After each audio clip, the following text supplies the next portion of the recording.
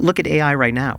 Billions of dollars being spent. The flurry of all of this benefits us as consumers, always and everywhere. Just wait, and they'll compete, and it will accrue to us as users. How do we create an unfair advantage in a world of AI? I think the limits to human intelligence are rooted in our biology. AIs over time will understand us in many ways better than we understand ourselves. We can still beat computers in chess. Done. We can still beat them in Go. Done. We can beat them in video games. Done. Okay, but we still have creativity. Done. All these things have been trained on the sum total of all human creation. And now they're being trained on the sum total of human creation plus artificial creation. I'm absolutely convinced that we are going to have machines doing science 24/7. I just think it's going to be part of the total overture of creation, and I think it's a beautiful thing.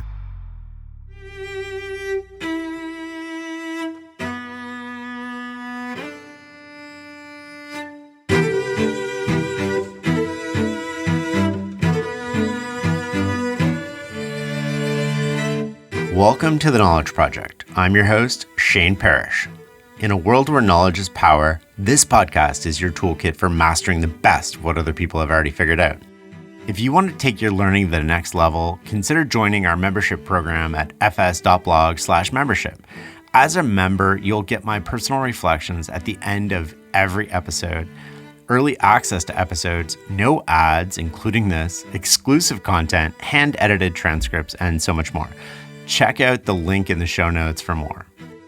While others ask what's trending, Josh Wolfe asks what seems impossible today. He's built a career betting on scientific breakthroughs that most people don't believe can happen. As co-founder of Lux Capital, he's backed companies cleaning up nuclear waste and building brain-computer interfaces. But here's the contradiction. Despite investing in technology that could make humans obsolete, Josh is profoundly optimistic about human potential. His thinking challenges conventional wisdom. While most see AI as automation and threats to humanity, Josh sees it as a catalyst for human achievement. In this conversation, we explore this paradox, diving deep into how technological evolution can amplify rather than diminish what makes us human. From geopolitical power shifts to the future of human creativity, Josh reveals the exact frameworks he uses for seeing what others miss and betting on this seemingly impossible future. It's time to listen and learn. Start with what you're obsessed with today. What's on your mind? First and foremost, kids and family. Trying to be a good dad, good husband. Technologically obsessed with so many different things. We were just in a partnership meeting, and probably the most interesting thing at the moment is thinking about the speed of certain technologies, like the actual physical technologies, and where the bottlenecks are. So in biology, you've got all kinds of reactions, nature figured out, evolution figured out, enzymes and catalysts and things that can speed up reactions. But you can't move faster than the speed of biology. Now you think about AI, totally different field, but the same sort of underlying philosophical principle. If you've tried ChatGPT operator, it can only move at the speed of the web. And at that, it's sort of with latency a little bit slow. So we're thinking about what are the technologies that can accelerate these things that have these natural, almost physics limits, and even if those limits are biological or digital. So that is something that at the moment I'm obsessed with, in part because I have ignorance about it. And when I have ignorance about it, my competitive spirit says, how do I get smart about this? How do I get some differentiated insight? How do I know what everybody else thinks and then find the sort of white space answer? So that's one big thing. Obsessed with geopolitics. It is the great game. Everything from US-China competition to Iran, Israel, axis of religious conflict, the Sahel and Maghreb in Africa, which is not an area that a lot of people talk about or think about, that I believe with low probability, super high magnitude import is going to become the next Afghanistan, that region in the Sahel, all these coups and cascades of these coups of failed states where you have Russian mercenaries, violent extremists, Chinese CCP coming in with infrastructure and influence, European colonial powers being kicked out. Against this backdrop of brilliant scientists and engineers and technologists that went to HBS or Stanford and worked at Meta and Google and are going back, and particularly in like Ghana and Kenya and Nigeria, are building businesses. So that continent is going to be a truly contested space for future and progress and for utter chaos and terrorism. So yeah, it's a wide spread of stuff that I'm probably currently obsessed with. Let's talk about all those things. Let's start with sort of diving in. You mentioned ChatGPT operator. Yes. And the limitation sort of being we're moving at the speed of the web. At what point do you think that those systems are all designed for humans? At what point do they become designed for AI first and then humans are using them? Or do we just have two simultaneous interfaces? I think it's going to be both. I think that there's always this like ignorance arbitrage where somebody figures out that there's an opportunity to take advantage and improve a system while people don't understand it. And so I think that there are people that are probably going to launch redesign businesses where they say we will optimize your web pages, just like people did for search engine optimization when Google rose, that you had to be more relevant because Google was so important. Google was influencing whether or not people would see you or discover you. And so if there are certain tasks like open table or restaurants or shopping, they are now going to start to shift their user interface, not just for the clicks of a human, but for the clicks of an AI that's doing research on the best product. And the way that those are going to negotiate and in some cases influence or trick the judgment and the reasoning of the AI is really interesting. So I think that that is probably the next domain where those things are going to get better, faster, they're going to have more compute, but then people are going to be redesigning some of these experiences, not for us and the user interface of humans, but machine to machine. And you're already starting to see this where there was one element of like an instantiation of R1 communicating with another in R1, but the language that they were communicating was not English or Chinese or even traditional code. It was like this weird, almost alien language. And so I think you're going to see a bunch of that. There's another adjacent theme, which I think is also really interesting, which is AI portends the death of APIs. So APIs allow Meta with their Meta glasses, Orion, to be able to communicate with Uber and Spotify through the backend, through software. But increasingly, those things are complicated. They're hard to negotiate. There's a lot of legal, there's API calls, there's restrictions, there's privacy, there's controls. But if you're one of these companies that are like, I don't want to go through all of that, can I just use AI to pretend that I'm a user? And in fact, I had this experience where I was using Operator and I had this moral dilemma for a split second. Do I click to confirm that I'm not a bot? Because I had to take control over it because the bot actually was trying to do my research on behalf of me. And so you see a world where APIs that have been the plumbing of everything in SaaS and software and negotiating behind the scenes may start to lose influence and power to AIs that are able to basically just negotiate on the front end as though they were a user. So I think that whole domain is going to very rapidly evolve in like a quarter or two. You mentioned sort of the limitations, like biology moves at a certain speed. There's a couple subset of questions here, but one is, where's the limitation in AI growth right now? It seems like we have energy as a key input, we have compute as a key input, and then we have data/algorithms as like the next key input. What am I missing? What's the limitation on those? Well, start with conventional wisdom, which has heretofore been correct, which is you need more compute, you need more capital, scaling laws for AI, just throw more GPUs and processors and money and ultimately energy to support that, and you will get better and better breakthroughs.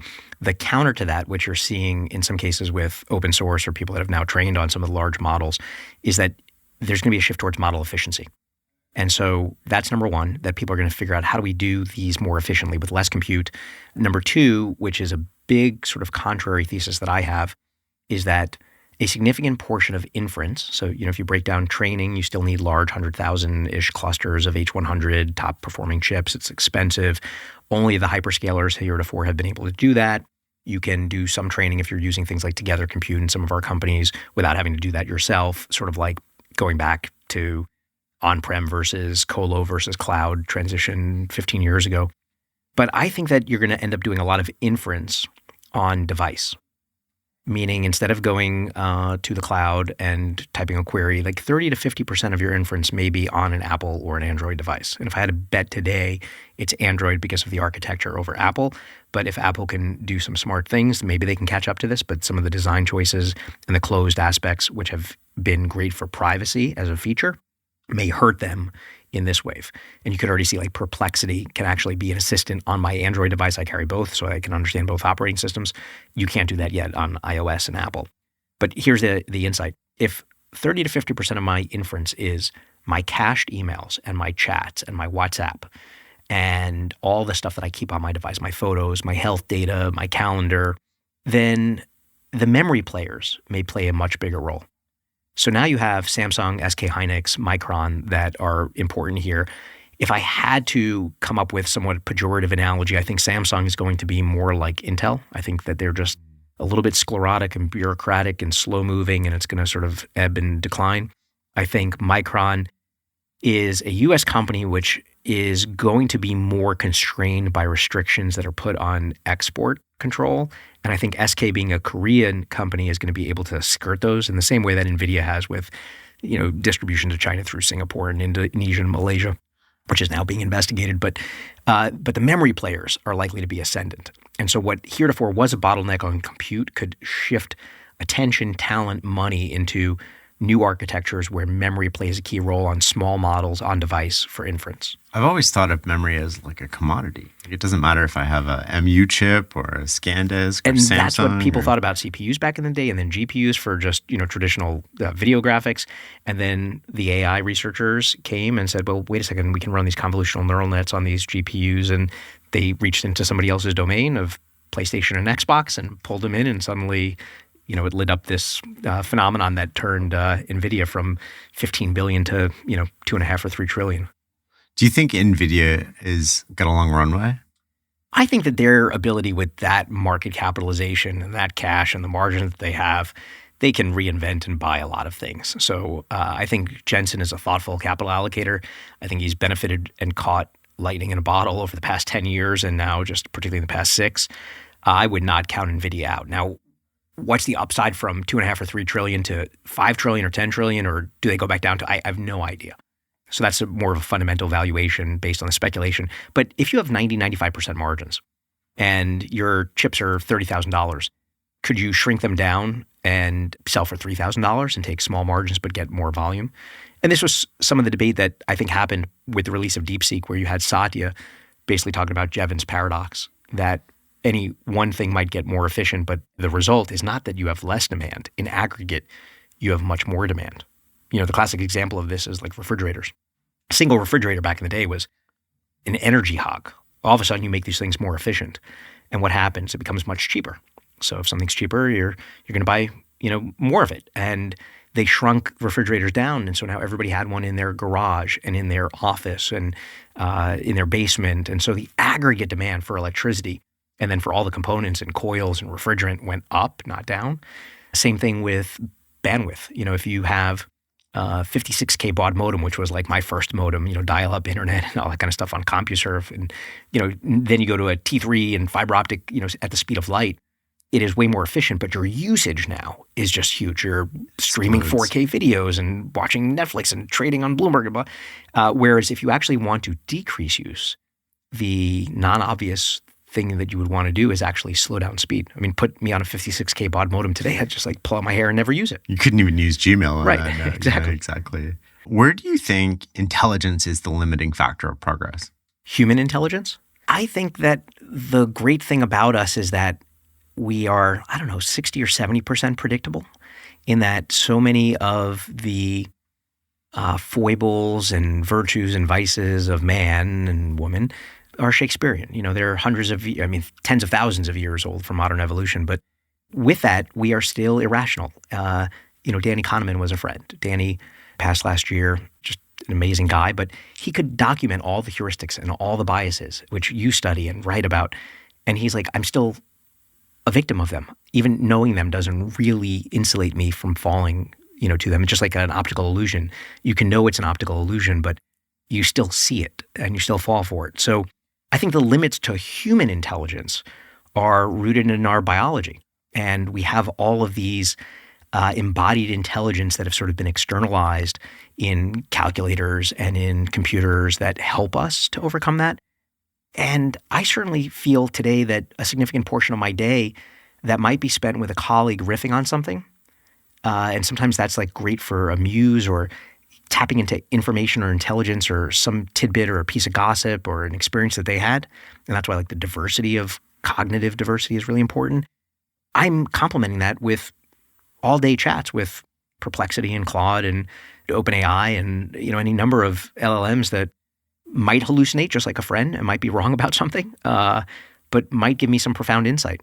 I think what I'm interested in is at what point will machines, like if intelligence is the limiting factor on progress in certain domains or areas, it strikes me that in the near future, the machines will be able to surpass human intelligence. For sure. And if that's the case, then those areas are rife for either disruption or rapid progress.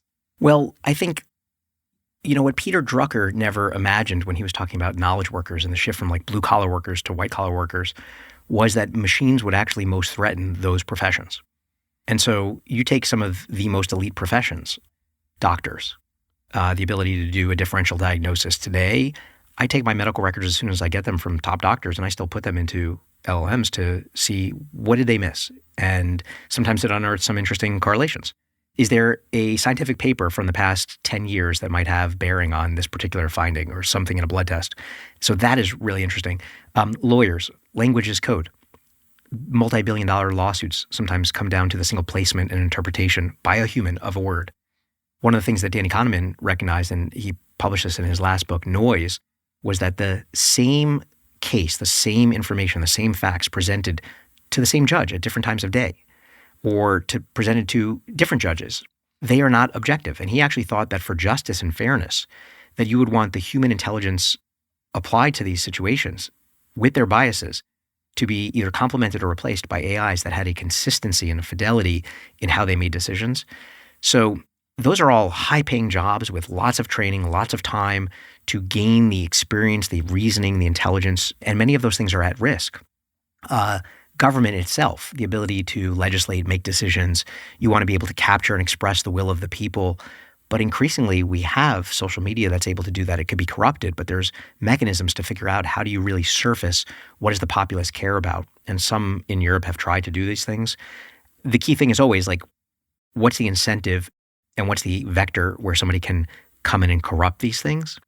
But interestingly, I actually think that the people whose jobs are like most protected in this new domain are blue collar workers. A robot today can't really fully serve a meal, and they cannot effectively, even though every humanoid robot tries to do folding laundry, and there's still basic jobs that are not low paying, but they're arguably safer than ever. And this ties into immigration and technology and human replacement. But people that are doing maintenance, people that are plumbers, many of these things are standardized systems. But it's like the old joke about the plumber that comes in and, he comes in and he taps a few things and like suddenly the pipes are fixed. And he says, how much is it? It's $1,000. $1,000 for that? He's like, it was a $5 part. He's like, yeah, the part was $5, but $995 was knowing where to tap and where to put it. And so I think that there's still a lot of this like tacit knowledge and craft and maintenance that is going to be protected against the rise of the machines that are going to replace most of the white-collar intelligence and knowledge workers. Do you believe, I think it was Zuck who came out and said, by mid this year, 2025, that AI would be as good as a mid-level engineer? In coding. Yeah, for sure. What are the implications of that? Walk me through like the next 18 months, if that's true. Well, again, if you take this in the frame of Jevons paradox, then a lot more people are going to be able to code in ways that they never have. And in fact, I think it was like Andre Kaparthy, who was on Twitter a day or two ago talking about who he himself, as a coder, was basically just talking in natural language and having the AI, and I forget which one he was particularly using, generate code.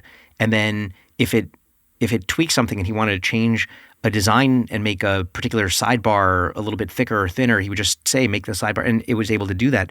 So I think the accessibility for people who never coded, never programmed, to be able to come up with an idea and say, I wish there was an application that could do X, Y, and Z, to be able to quickly do that is great. For the big companies who employ many coders that are competing at an ever faster speed, you have somebody like Mark Benioff who's saying that they're not hiring any more coders at the same time that he's still talking about the primacy of SaaS, which is this weird contradiction.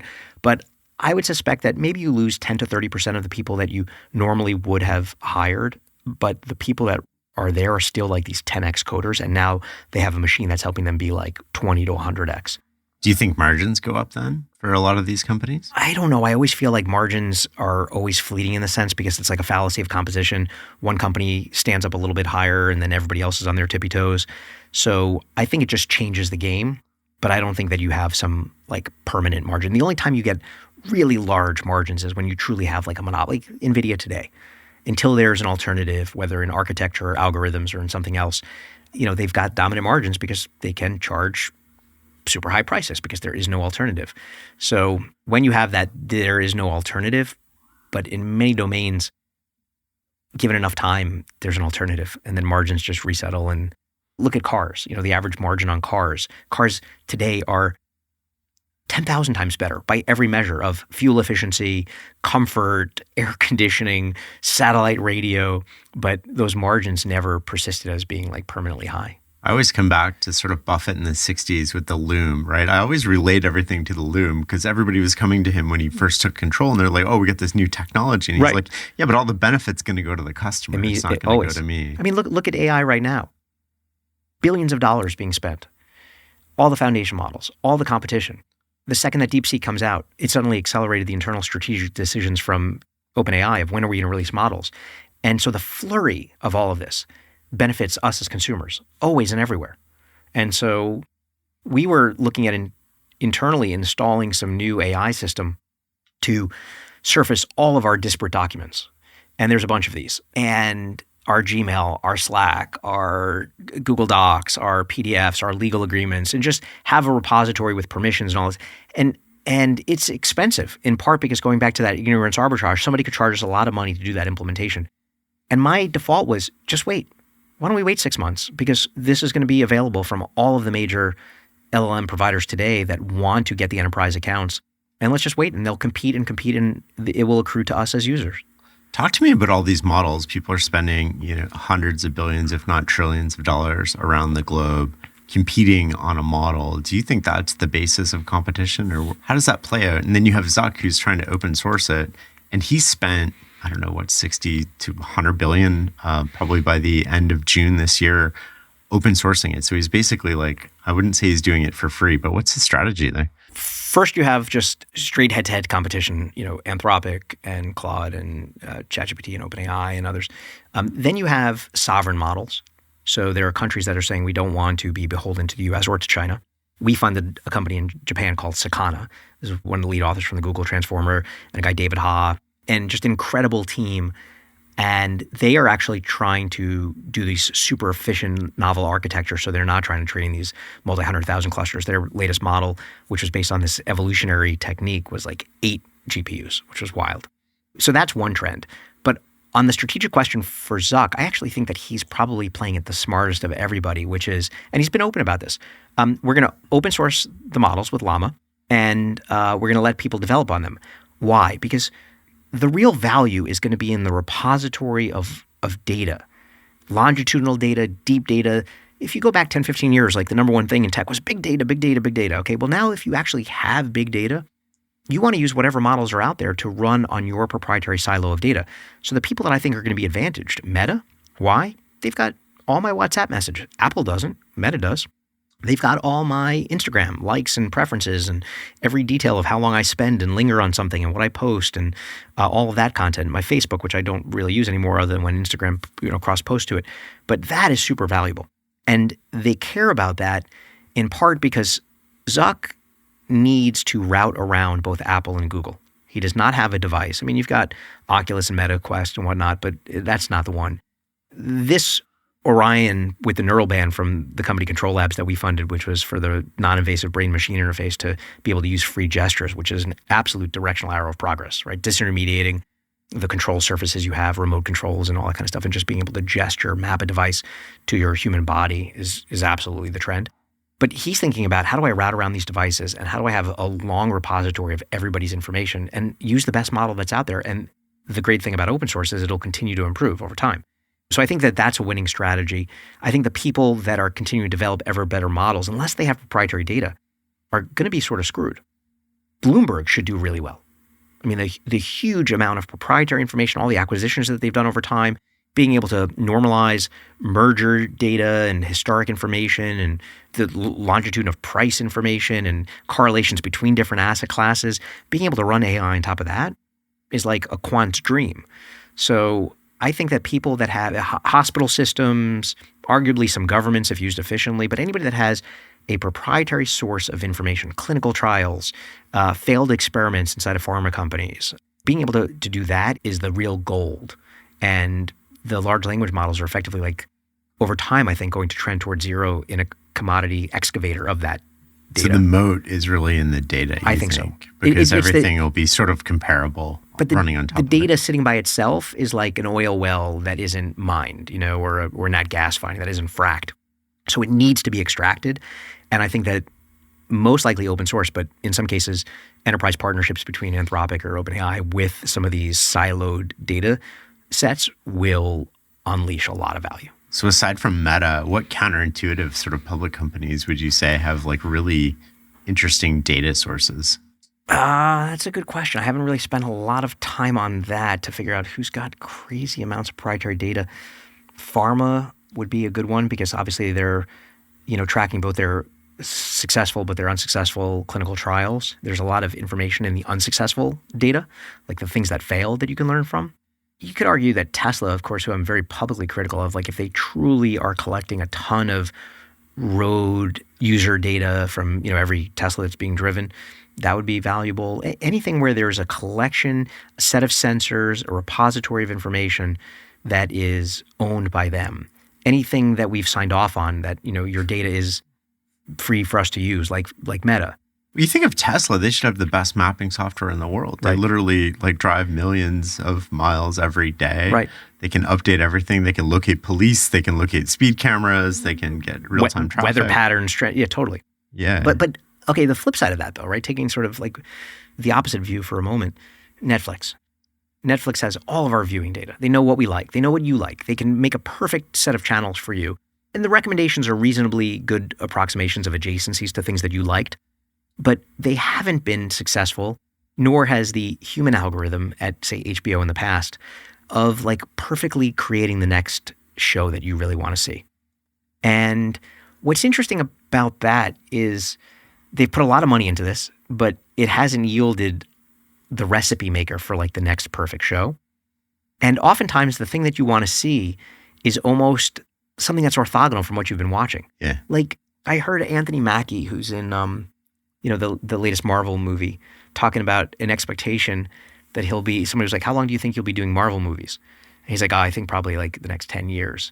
And I'm like, probably 2 or 3, because people are just bored of this stuff after a while. Like nobody wants to see another, I don't want to see another Marvel movie. I like the adjacency of like The Boys. Yeah. Which was like the dark, superhero kind of movie. And I think trying to find groups that have proprietary data that have some predictive value, the most value probably for society, I don't know if it'll be entirely captured by companies, is just all the scientific information that we have. Because I'm absolutely convinced that we are going to have machines doing science 24/7. Well, so talk to me a little bit about, I want to come back to Tesla in a sec, but let's go down the science that why has nobody sort of taken every study published in a domain, say Alzheimer's research, popped it into GPT and been like, where are we wrong? What studies have been fabricated or proven not true that we're investing research in, right? Like, because studies get built on studies and studies. And so if something from the 80s came out and it's like completely false, we've probably spent $20 billion down this rabbit hole. And what's the next most likely thing to work? Is anybody doing that? I have to imagine they are, because deep research came out, today or in the past 24 hours from OpenAI, which is sort of their model with a better engine, so to speak, than Google's deep research, which itself was impressive, both because of its ability to search many sources and then the ability to, I think it was either there or through Notebook LM to conjure the podcast, which at first was a static presentation of near human quality voice, but now you can interrupt it like a radio caller, which is super cool. But you can say, go through the past 15 years of PNAS papers. Or science and nature papers around this particular topic and find correlations between papers that do not cite each other, or tell me any spurious correlations. And the beauty of all of that on sort of the information or informatics side is eventually you will have a materials and methods output of that you can feed into something like Benchling or some of the automated lab players to actually say, like, run the experiment. So I'm absolutely convinced, like, high certitude. I don't know exactly which company will do it. We've invested in some. They haven't worked. We'll invest in more. Hopefully they will. But this directional arrow of progress of the idea, by analogy, of machines doing science 24/7 automated is going to happen. I'll give you one or two analogies. If you were a musician back in the day, if you and I were starting a band, we would have to go and get studio time here in New York City or Electric Ladyland or whatever. And you bring your instruments. Okay, maybe you could rent the instruments there. And then GarageBand and Logic and Pro Tools pops up. And now we don't have to be in the same physical space. My instrument is virtualized. I can create a temporal sequence of notes. I can layer them in. You could play drums. You could do vocals, blah, blah. Okay. Science is the same thing. I can be on the beach in the Bahamas and conjure a hypothesis and use one of the AIs to test the hypothesis and look at past literature searches, see freedom to operate, see if there's white space, and then tell one of these cloud labs that is literally like sending something to AWS back in the day and say, run this experiment. And the beauty of this is the robot will do here's the beauty, the virtue and the vice.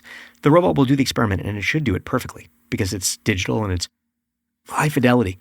The vice is so much scientific breakthrough has often happened because of serendipitous screw-ups. Right. And so you want almost to engineer, like a temperature on an AI model, a little bit of stochastic randomness so that the machine can sort of screw it up to see what might happen. Because, penicillin and Viagra and rubber and vulcanization, all these things happen by like random processes. And then post-factum, we're like, that's funny.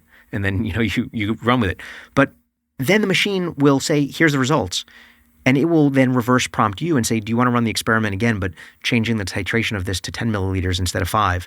And you just click a button from the beach and you're like, yes. And the robots run it. Whoever ends up creating and building that, I think is going to make a fortune. Well, you don't even have to decide. The robots could decide, yes, run Totally. it, right? And you're sort of out of the loop and it just outputs science. Totally. And that would be so interesting. Before we get to that point, we'll probably get to the point where models make themselves better. Is that the point where it really starts to go like parabolic almost?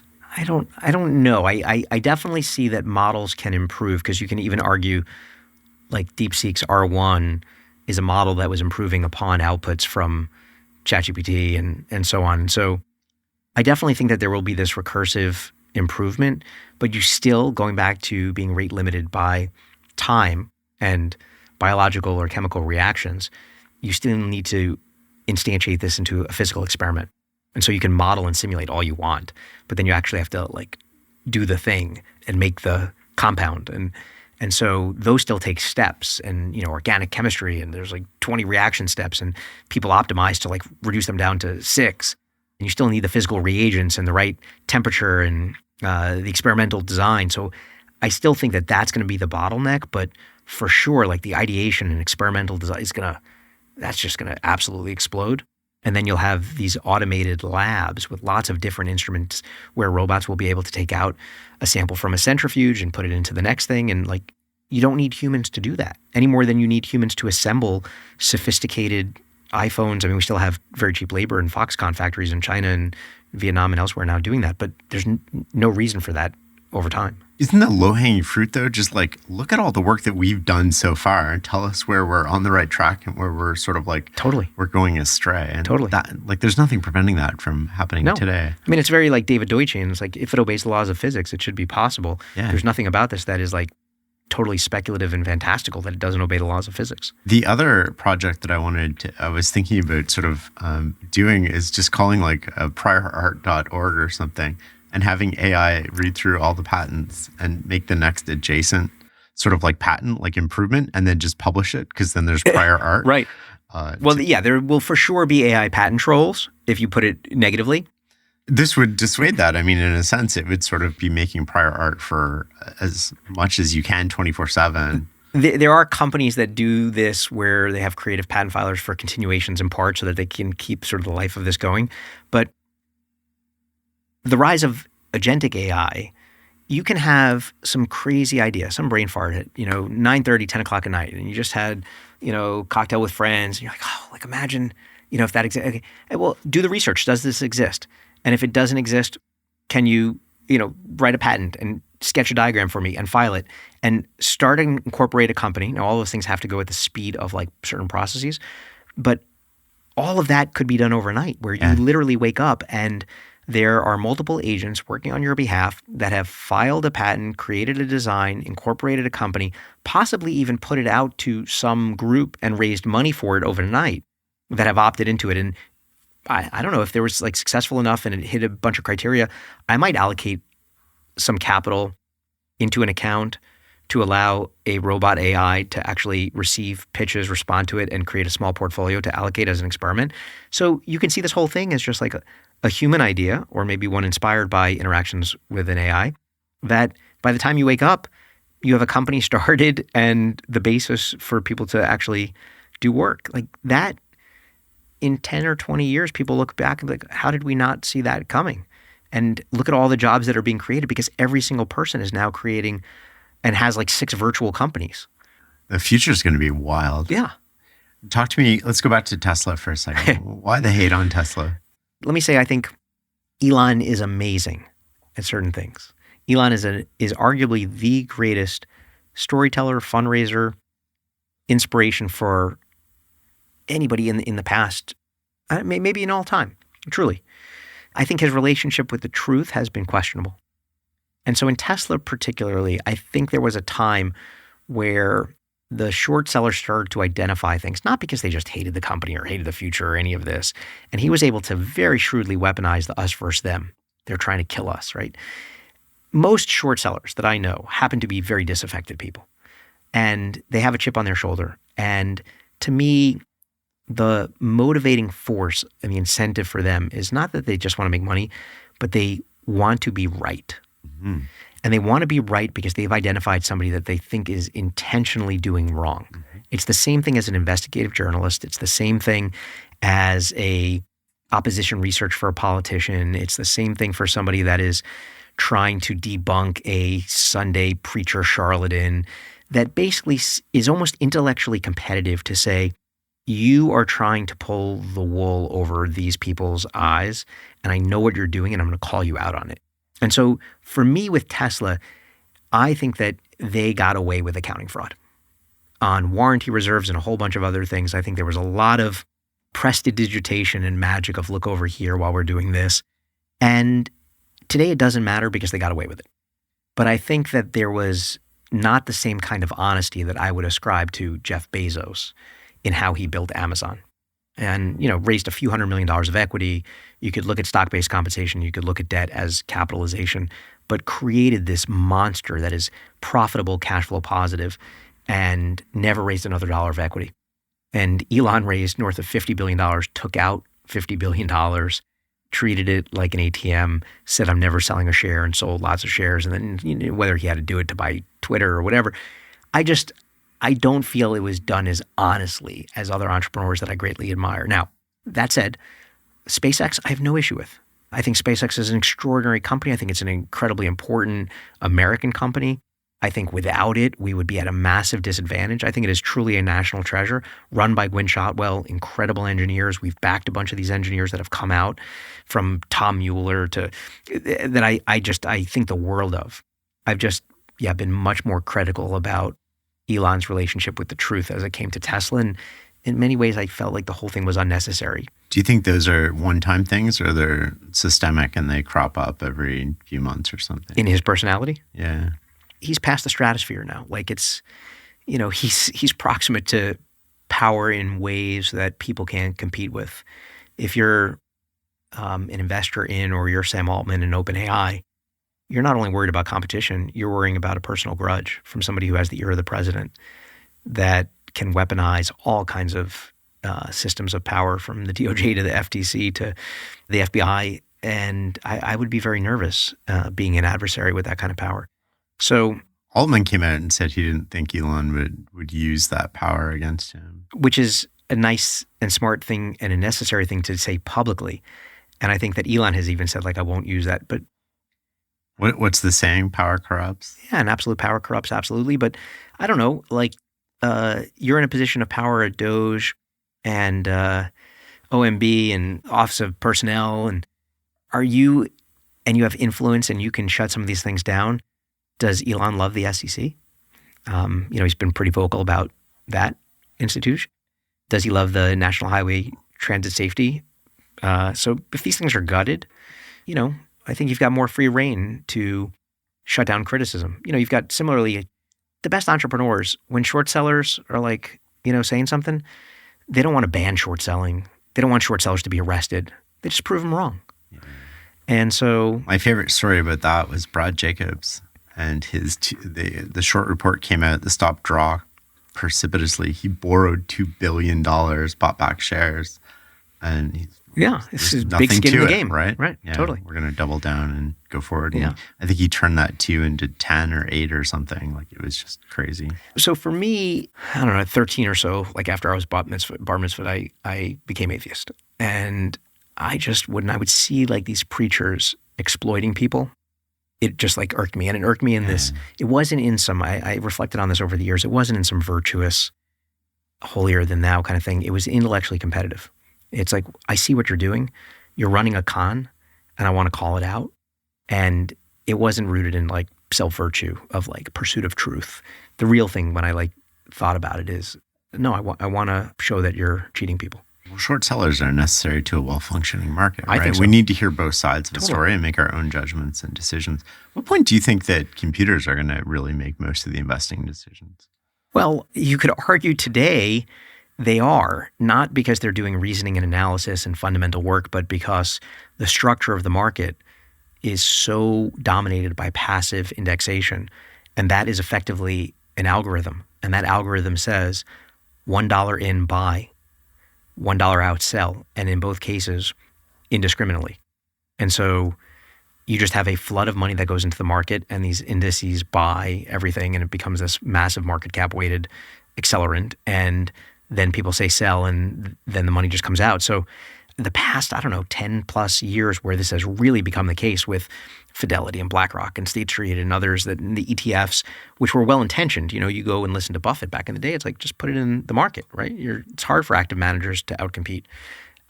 Definitely the case for the past 10 or 15 years. But I do think that we will see a return to active managers that are able to discriminate true fundamentals, in part because I think that the cost of capital is just going to rise, and all the funny money of the past 10 years is going to wash out.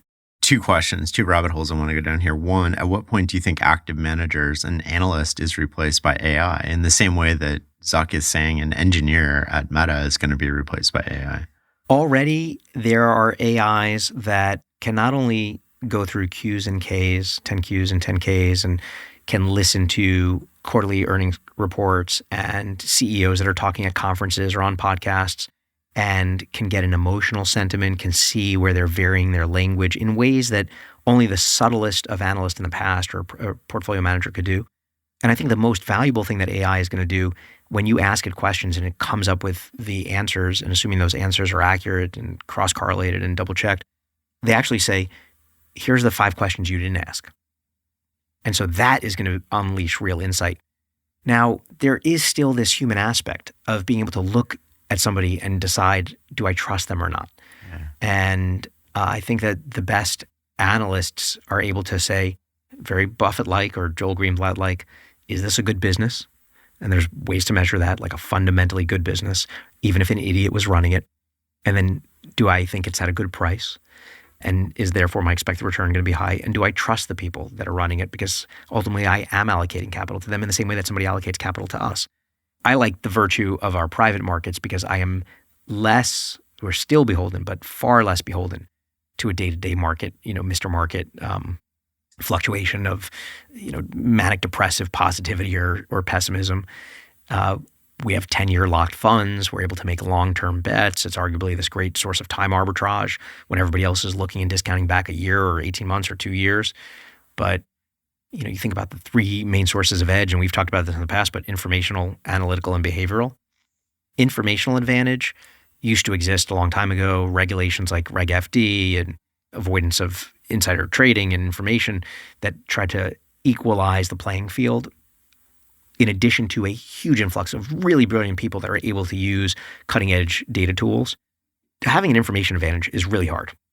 having an analytic advantage where AI can play a role in that. Let's assume we all have the same information and I don't have any better intel or information. Like, for example, just as an aside on the information advantage, there was a hedge fund, which I won't name, which was very cleverly going and actually buying stuff online from Adobe. Every time they did, they got a piece of legal inside information, which is Adobe's web URL actually, when you made a purchase for Creative Cloud, would tell you 4,723,000 or whatever. And then like 6 hours later, they would go, and it was like 4,020,000. And so they could infer and extrapolate what the sales were based on this, because when they bought it 6 days later or 6 hours later or whatever, they saw where they were in the queue, and you can sort of extrapolate. That was legal to do. But once that signal leaks out and somebody's like, oh, that's a clever way to figure that out, then it rapidly erodes. So informational advantage hard, analytical advantage, brilliant people combined with brilliant technology, really hard. And then it goes into this last one, which is the behavioral. And that, to me, is the persistent thing. Now, AIs over time will understand us in many ways better than we understand ourselves. Google already arguably knows more about you than the closest people in your life based on the things that you search for, search in private for. And AI will as well.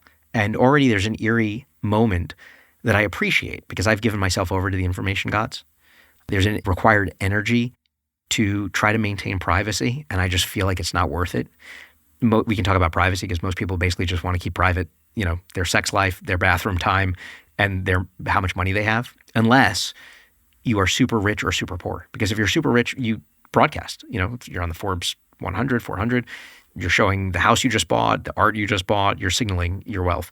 And if you're broke, then you're really poor. There's people that are on Twitter like, I'm dead ass broke, I have no money, and they literally, it's the people that are in the middle that are middle class but want people to think that they're upper class, or people that, and so everything else for privacy I think is like out the window. But the reason I was saying this is I've given myself over to the information gods, and when I go to ChatGPT, because it has memory and it's constantly updating it, there are times where it remembers things and I'm like, how did you know that? And I forgot that it was like from a search 3 months ago where I mentioned something about my kids and a place that I like to vacation. And part of me actually appreciates that repository is compounding, but it does sort of scare you because I remember the things that we talked about. And then if you were like, oh, like I heard you went to that, I'd be like, well, who'd you hear that from? But now if I ask the AI, who'd you hear that from? It would be like, you told me that. You told me. Wait till it gets on your device, exactly. Right? And then, okay, well, let's go back up this rabbit hole a little bit here, back to passive indexation. So the rise of this is really post-2010, right? The mass rise of passive indexing. We've never seen, we did during COVID, but there was so much money thrown into the system. What do you think the second, third order effects of this will be, especially in terms of volatility or something unforeseen? Well, you saw this a little bit with just how quickly the market reacted with a single largest one-day loss of $500, $600, $700 billion with NVIDIA, just because of the fear over DeepSeek. And the fear was a cascading, traditional information cascade. Oh my gosh, what does this mean for the expectations we have about demand for compute and CapEx and the expenditures that people are going to have? Do we need to rethink this mental model? And so I think that there'll be things like that whipsaw and shock people. Did they become reflexive at some point? Like maybe at 500 million or 500 billion, it didn't, but had that hit 700 or 800 or a trillion, like does it then start the auto selling and the That's a good question. panic? I don't know. Obviously, systems where there's significant leverage in the system are ones that are most prone to that. These sort of Minsky moments where things are going fine, and then suddenly they just collapse. And usually that's where you have a lot of leverage in the system, and sometimes it's hidden leverage. I don't know, other than some of the 2x or 3x levered ETFs, that's the case in traditional market. But where does this go from here? I'm not sure on the passive active piece what will break this, other than if you were to have widespread news reports of a handful of active managers that are suddenly beating the market, decisively, and they're pointing to the structure of the market, and so there's a rebalancing where people start to shift out of these things. On the volatility piece, what's interesting is over the past 5, 6, 7 years, maybe 5 especially, a lot of LPs, allocators have gone into private credit, have gone into private equity, in part because they are mechanisms of muting volatility. and the vicissitudes of the market because you don't have daily mark to market. And so there's been a little bit of this perverse incentive. But as Buffett says, what the wise do in the beginning, the fool does in the end, and then these things get overdone. And so I'm actually worried about some of those asset classes where private credit in particular, I think, was wise to do a few years ago and now is overdone.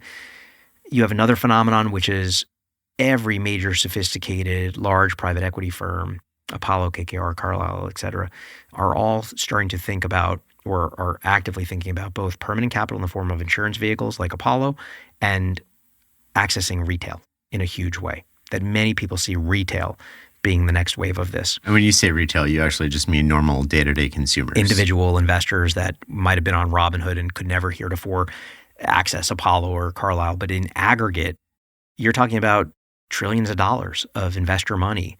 And so I think that they're going to be tapped. They're going to be into these vehicles. That will present new, interesting financial vehicles because you're going to have to find ways to give people liquidity for these things.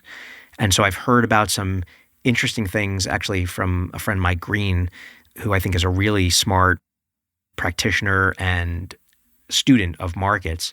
He was one of the earliest to this passive active piece. He was one of the earliest to understanding the mechanisms behind the scenes for the SPAC movement.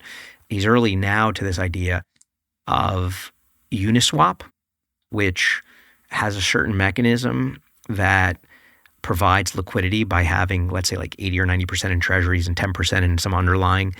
And you're able to swap out some illiquid thing for effectively some liquid pool up to some point. There's some repricing.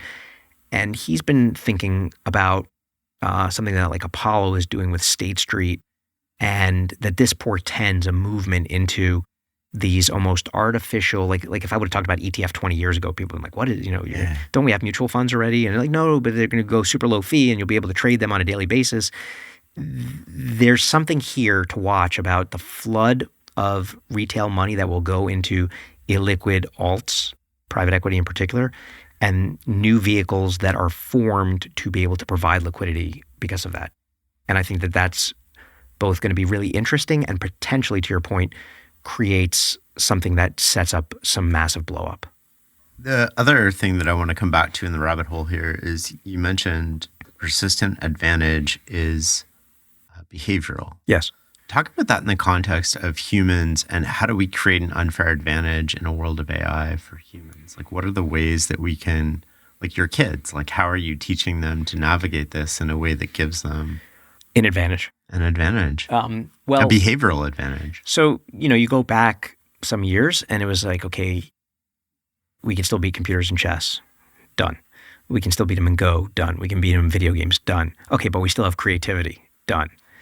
Now, of course, human creativity is not dead, but every day I am doing something creative on AIs that I can't do. I cannot paint. I cannot draw. I cannot conjure. I like taking photographs and I like the composition of that. But I can engineer prompts, which itself is an act of creativity, and get the most inspiring muses and results. And I can take works of art that I like and put them in and ask it to describe it and do it 6 times, particularly in like Midjourney, and recreate from the prompt some alternative of it. There was even an artwork that I loved, which was this mix mash of superheroes that looked like it was put through a blender. And I was going to buy the artist's work, and then I couldn't describe it to Lauren, my wife. And so I put it into Midjourney and described it. And then I just clicked a button and it made 4 versions of it. I guess 16 versions because each one was 4. And it was insane. And I was like, why am I going to buy this? Because I just recreated it. And I felt morally bad because I wasn't copying, but I had a perfect description of the style. And so I thought that was pretty wild. So these are tools that I think kids should be using. They should be learning. It's just like a language. And I think they need to be versed with it, in part to understand the domains to avoid, because they're going to be not void of emotional or aesthetic or moral value, but you're not going to make money. And so my wife and I debate this all the time about dance. Dance is amazing. We started dating and she took me to this dance thing. I was really not into dance at all. At Parsons Theater, it was this guy, David Parsons, at the Joyce, and he has this performance called Caught. And me being into science and technology, I'm watching a bunch of people dance. I'm not really into it. And all of a sudden, it's a weird ambient sound, very electronic, very Tron-like. And there's a guy in white pants and that's it. And then a strobe light goes on. Anyway, and the strobe starts flashing. And all you see as a viewer is this person floating in the air. But behind the scenes, what they're really doing is jumping, perfectly timed to the choreography of the strobe.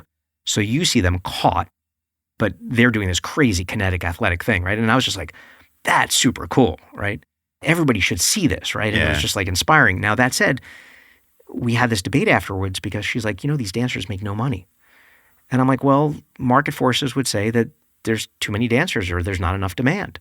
And they collect like unemployment insurance for half the year because they have to work other jobs and they don't have this, and it's just wild. And so we got into a debate about, what is the societal value of this? Now, I found it valuable and I would go and I would pay money and be a patron, but I wouldn't want my kids to go and pursue that unless it was that they were solving for just the aesthetic passion that they had. Yeah.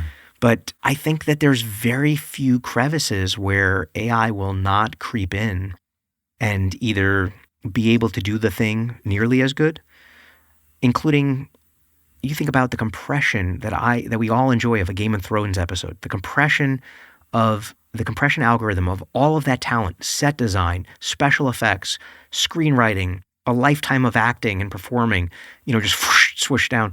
One of our companies, Runway ML, and there's others that you can conjure.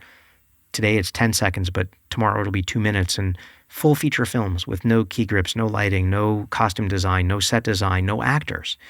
And voices entirely generated by AI. And so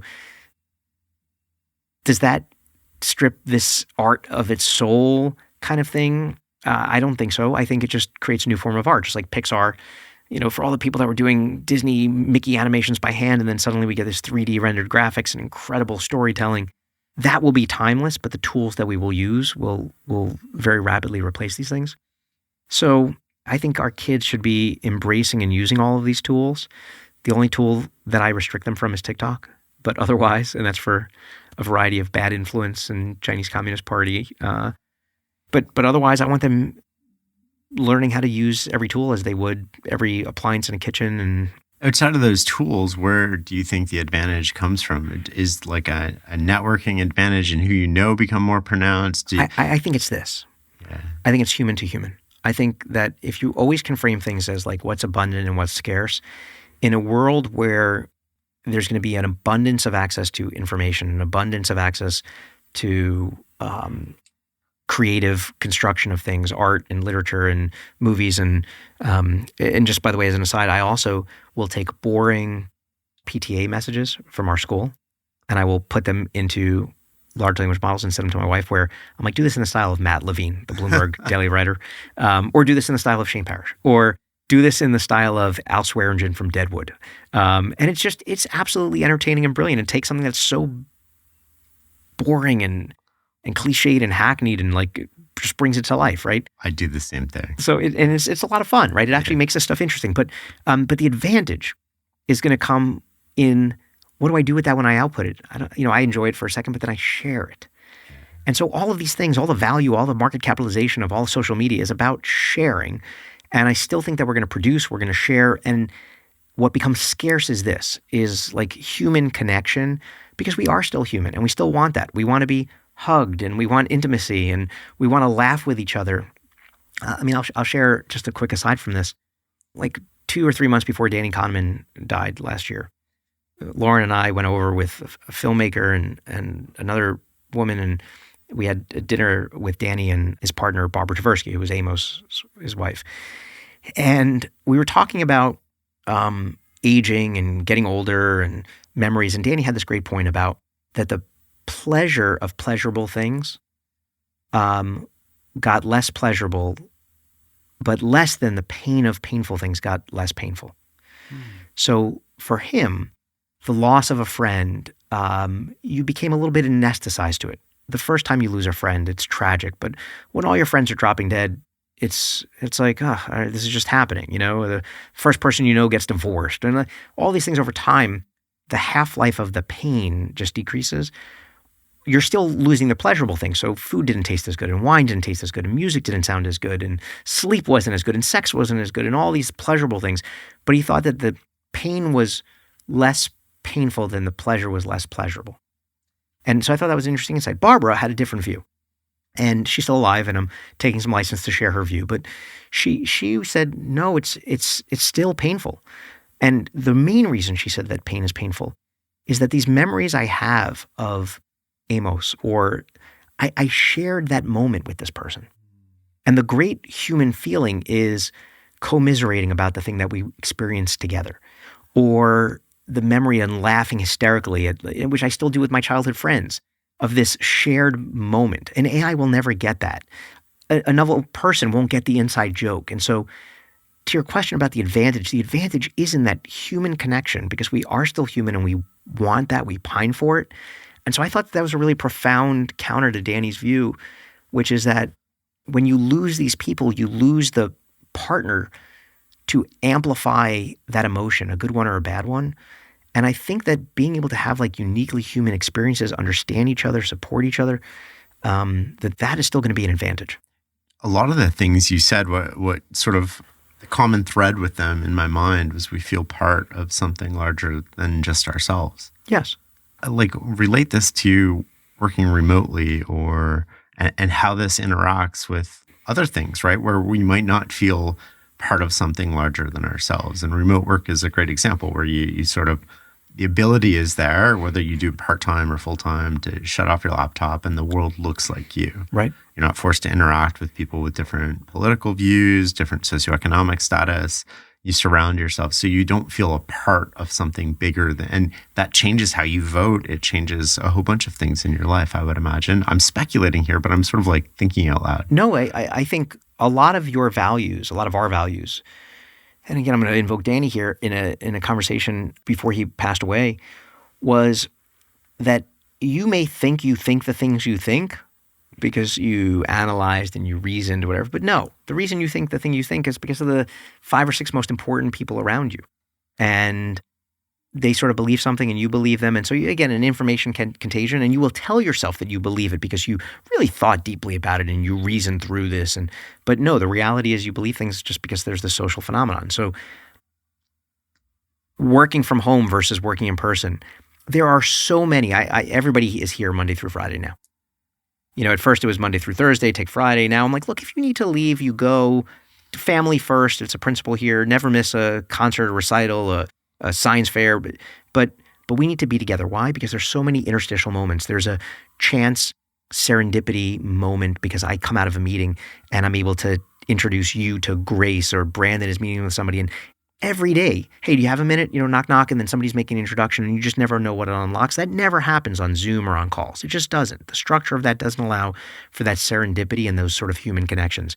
The ability to really feel when somebody swallows when you ask them a question and they're feeling nervous or like, and you're like, hey, like, is something going on, you know, and they're, because everybody's fighting some epic battle, you know, they've got relationship issues, they got parents issues, they got a sick person, like, and we're still human. So I feel deeply that we should all be connected in person. And I do think that that's an advantage in a world of abundant AI and sort of cold, sterile, even if it has the simulacrum of, and again, a lot of people will use AIs in a beneficial way to share things that they might not even be comfortable sharing with a person and have a consultant, a therapist to help them. But I'll give another example, which is another colleague here moved from one city to another, and he happens to be religious, observant, but is an atheist, okay? But he moved to this new city and he found a tribe that he's like, I immediately plugged in. Like we didn't know anybody. We didn't have any friends. But by being part of this religion, we instantly had friends and peers. And I was like, not that it's cynical or selfish or, you know, we could put a valence of meaning behind it, but really at the end of it is like, will you help me? Is there reciprocity? And that's this like ancient sense of whether it's transactional or not, it's overt or not, you're signaling the depth of the sacrifices that you would make for the group. This idea that something is bigger than yourself. Belonging is arguably like the most pleasurable thing. Having friendships, you know, you do look at all these studies of people that age and what was meaningful to them in leading a good life. And being ostracized or feeling rejected or left is like the most painful thing. So I think that that's a timeless human truth. And I certainly feel like, and I encourage this with my kids, by the way, I don't want them just to have a group of friends in school, because just like the diversity that you need in a portfolio, you need to have hedges and all these other things, because maybe something is not going right in that friend group. And then you are more at risk of catastrophizing that, oh my God, like nobody likes me. And, and so if you're in a soccer team and you go to a religious group, or you're in Hebrew school, or you're on a dance team and you have a neighborhood group of friends, and my kids are in like 6 different things outside of school each. And they then can bring these people together, which itself adds this feeling of like, oh, I connected people and I'm this node. And it sort of cements the network in a way that is profound and meaningful and comforting. I like that. I want to come to aging a little bit here. I don't want to do it. I don't want to age. Well, talk to me about this, because I feel like, based on the research happening now, the amount of money going into this, the progress that we seem to be making, at least on biomarkers that we understand, we seem to be able to dramatically slow, at best, our aging process. You think we're going to make a quantum leap in terms of average lifespan for humans, maybe adding 10 or 15 or 20 good years in the next 10 years? I think that's possible, 10 or 15 or 20, not doubling. I mean, we did that, in a few generations. People would die at 40 years old or 50 years old, and people now regularly live till their 70s or 80s.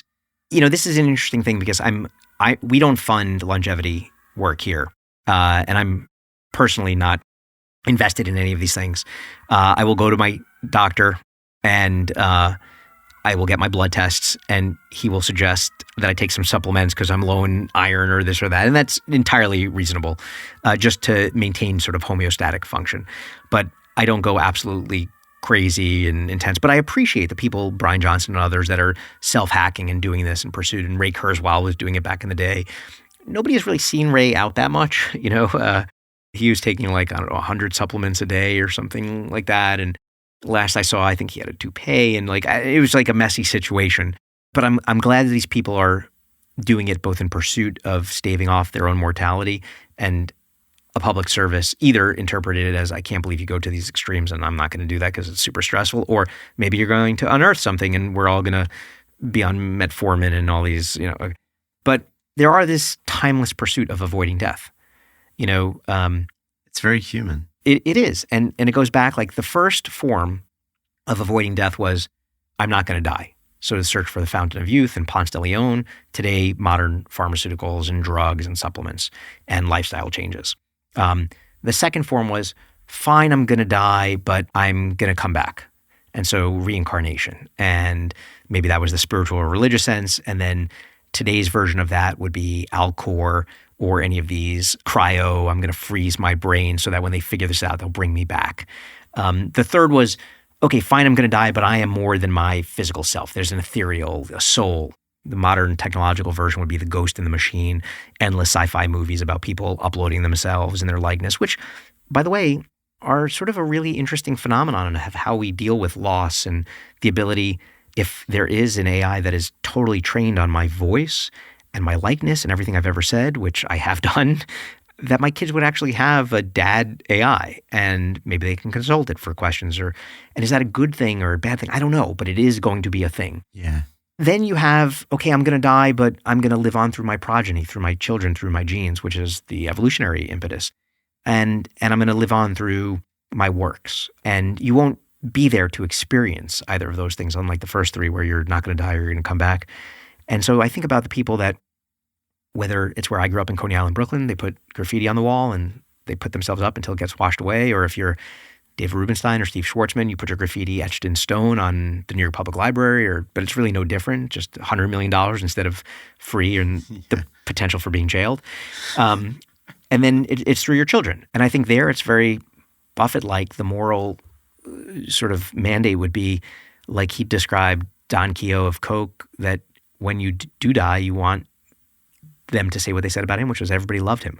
Yeah. I don't have that. Like, not everybody loves me, but my kids, is most important. I think the theory was the people that you want to love you. Which is interesting because the people that we celebrate the most, if you think about Steve Jobs, and even Elon, like, are the people that are closest to him. I don't mean millions of fans that don't actually know him.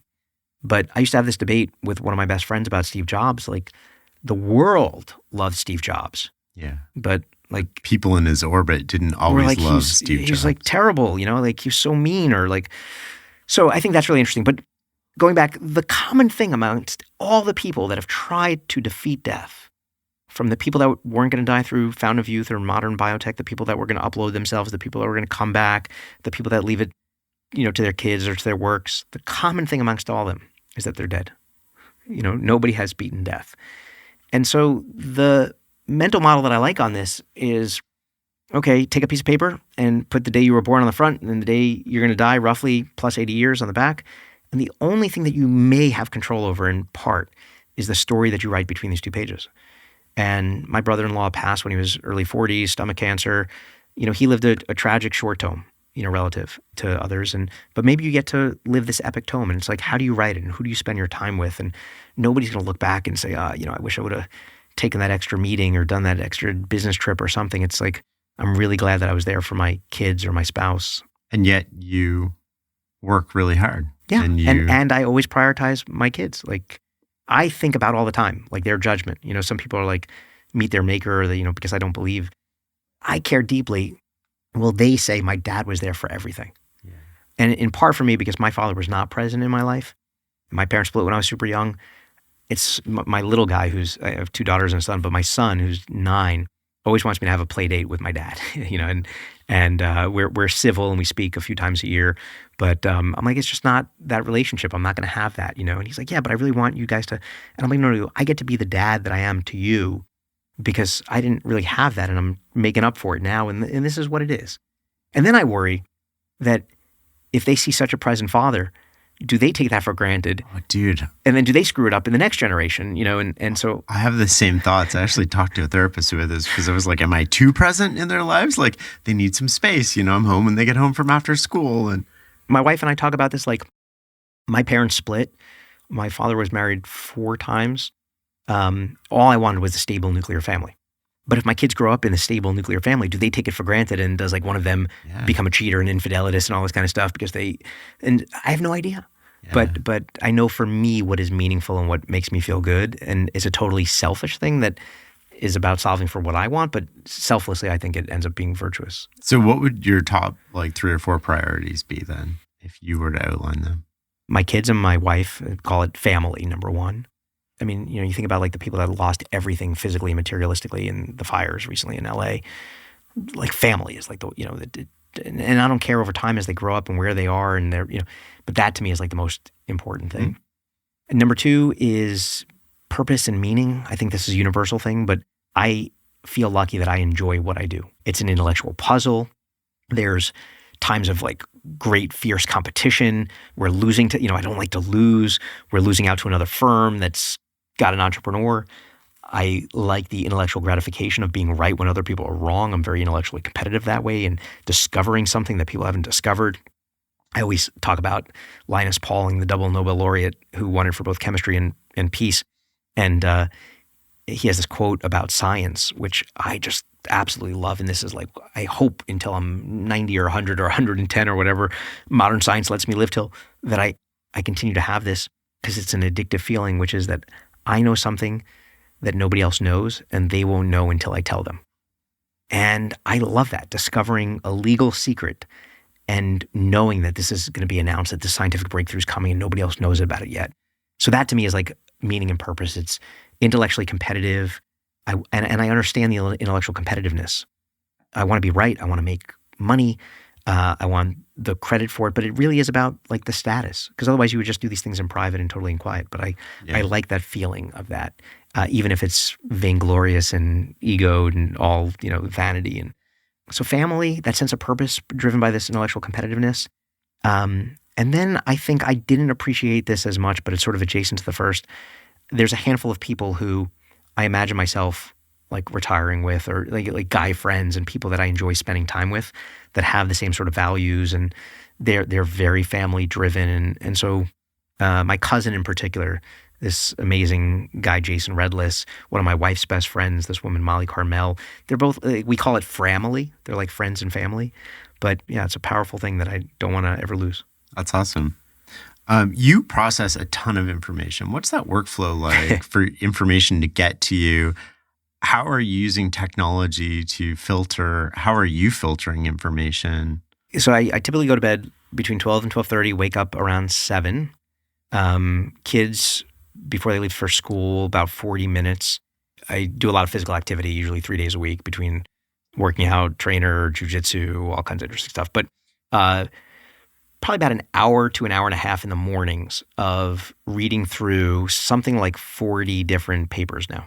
It used to be like 7, but then when I start to travel internationally, if I went to the Mideast, I would find an English version of some of the key papers, same thing in Japan and elsewhere. And so now I read a lot of international papers. And when I say read, I use an app called Press Reader. It has the digital replica of the specific version, which I really value. And I know we've talked about this in the past, but I like to know what the editor put on C22 that's not as visible on the website, because there's meta information that the editor is saying, this is not important to be on the front page. But if I disagree, and I think that there's a magnitude of informational importance, that to me is like some sort of edge. Then I will take screenshots of those. And so I will sort of call it scout and scour through all these papers, take screenshots. In some cases, I may even take those screenshots and put them into an AI and basically say, give me the summary of this article, or give me the 3 key quotes that really matter. And so I'll go down all kinds of like rabbit holes with that. So that's the first, which is just like, call it 24 hours worth of information that is basically put into editorial decree. You can usually get the FT in New York time, like 4, 5, 6 p.m. Eastern time. And so you have a little bit of information edge, because most people don't get the FT for another 12 or 14 hours, but they don't know that they could get it online. But that to me is valuable. And I care about all those things, including not the sophisticated newspapers, but like the less sophisticated ones, like USA Today. And I want to know, what is the average person going to read when they wake up in a Marriott and get the paper delivered under their door and that kind of stuff. Then Twitter. I have all kinds of lists that I follow. And at a given time, it might be something that is geopolitical and war related, where I'm going down a deep hole, or sometimes it's AI and technology. Sometimes it's my team and what they're posting and reading about, but a lot on Twitter, which I find truly invaluable. I mean, I know a lot of people say it's like this dark cesspool of whatever, but you can just filter through and cut out the people. I'm muting and blocking people all the time, and I'm discovering all kinds of just absolutely incredible people. It has been, as you know from one of our first conversations, like this idea of randomness and optionality. It is this huge randomness generator, this huge optionality generator, and the accessibility, and I absolutely love it. So that's another thing where I'm really rooting for Elon in the continued success of X, because I'll continue to pay a lot of money for it, and I pay more money for it, but I find it super valuable. And it's real-time pulse. And I'm excited for Grok to continue, because I think that Grok and X just continue to sort of, that's a repository. We talked about that before. Repository of information. One of the first things Elon did was cut off access to Google from the data. And I think that's the right move, right? This is our platform, the same way as Meta has. So I think that repository of everybody's tweets and retweets and likes and the comments that they've made, you can already go on and do this in sort of a relatively superficial way, where you can say, roast me, and it will basically, off your past, I don't know, like 25 or 30 tweets, sort of roast you based on what you've tweeted about. But their longitudinal access of people that have, I don't know, 10,000, 100,000 tweets is an amazing pastiche of like, what, there's an interesting thing here, which we were just riffing on internally, which I'll come back to. Just remind me on sort of wrapping yourself in this information mosaic and breaking free from it. But papers in the morning, Twitter, internal Slack, emails, texts, just like processing all this information.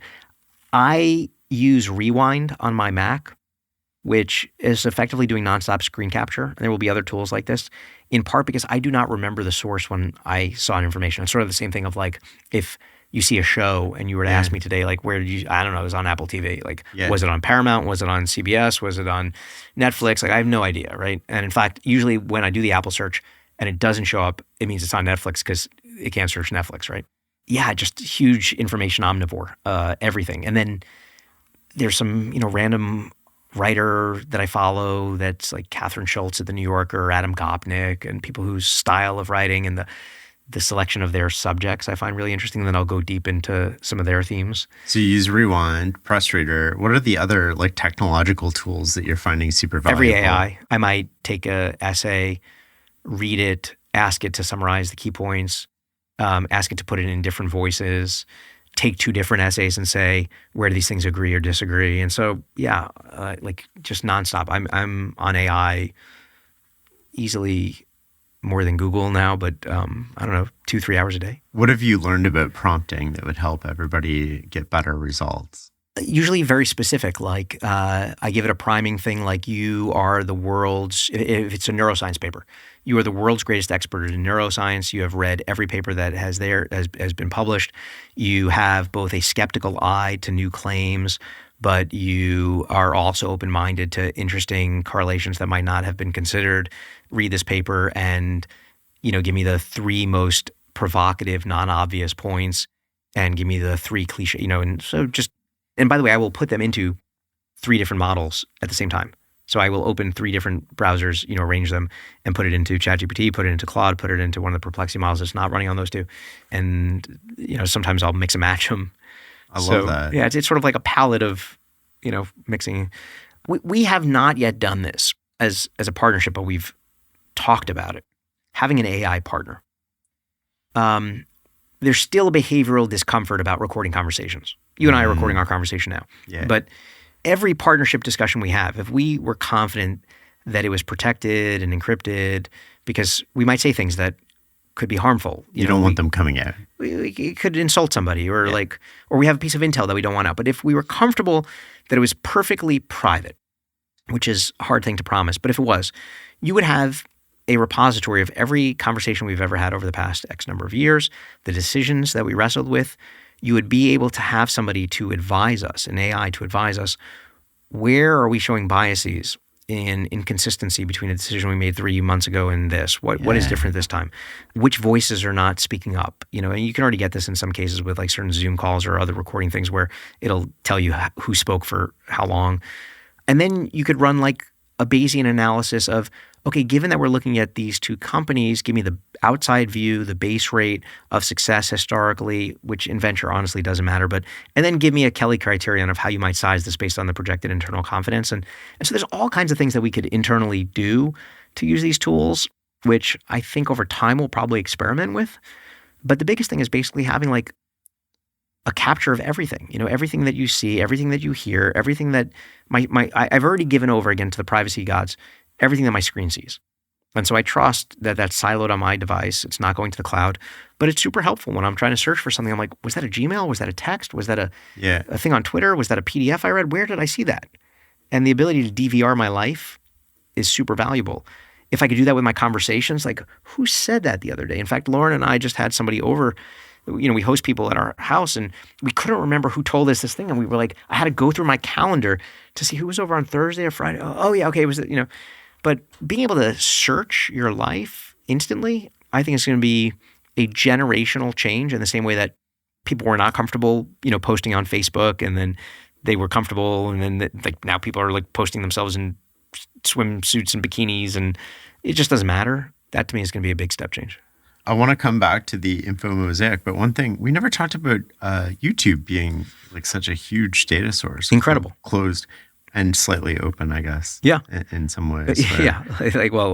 I love that moment when I think it was Mira from OpenAI was asked so did you train? And she's like, she didn't want to answer, crickets. Yeah. Okay. The info mosaic and breaking free from sort of like, one thing I do love about X is that it shows you views that are contrary to your own, like the algorithm's gotten pretty good at. Yes. And there are, ground news that you can sort of do this where it will actually give you a bias on, certain things and it'll give you both sides of the view. So if you truly are objective and like truly knowledge seeking, then you would want to experience that. And I feel like that will be an option that you just click and enable a feature and, it's able to identify some of the biases and whatnot.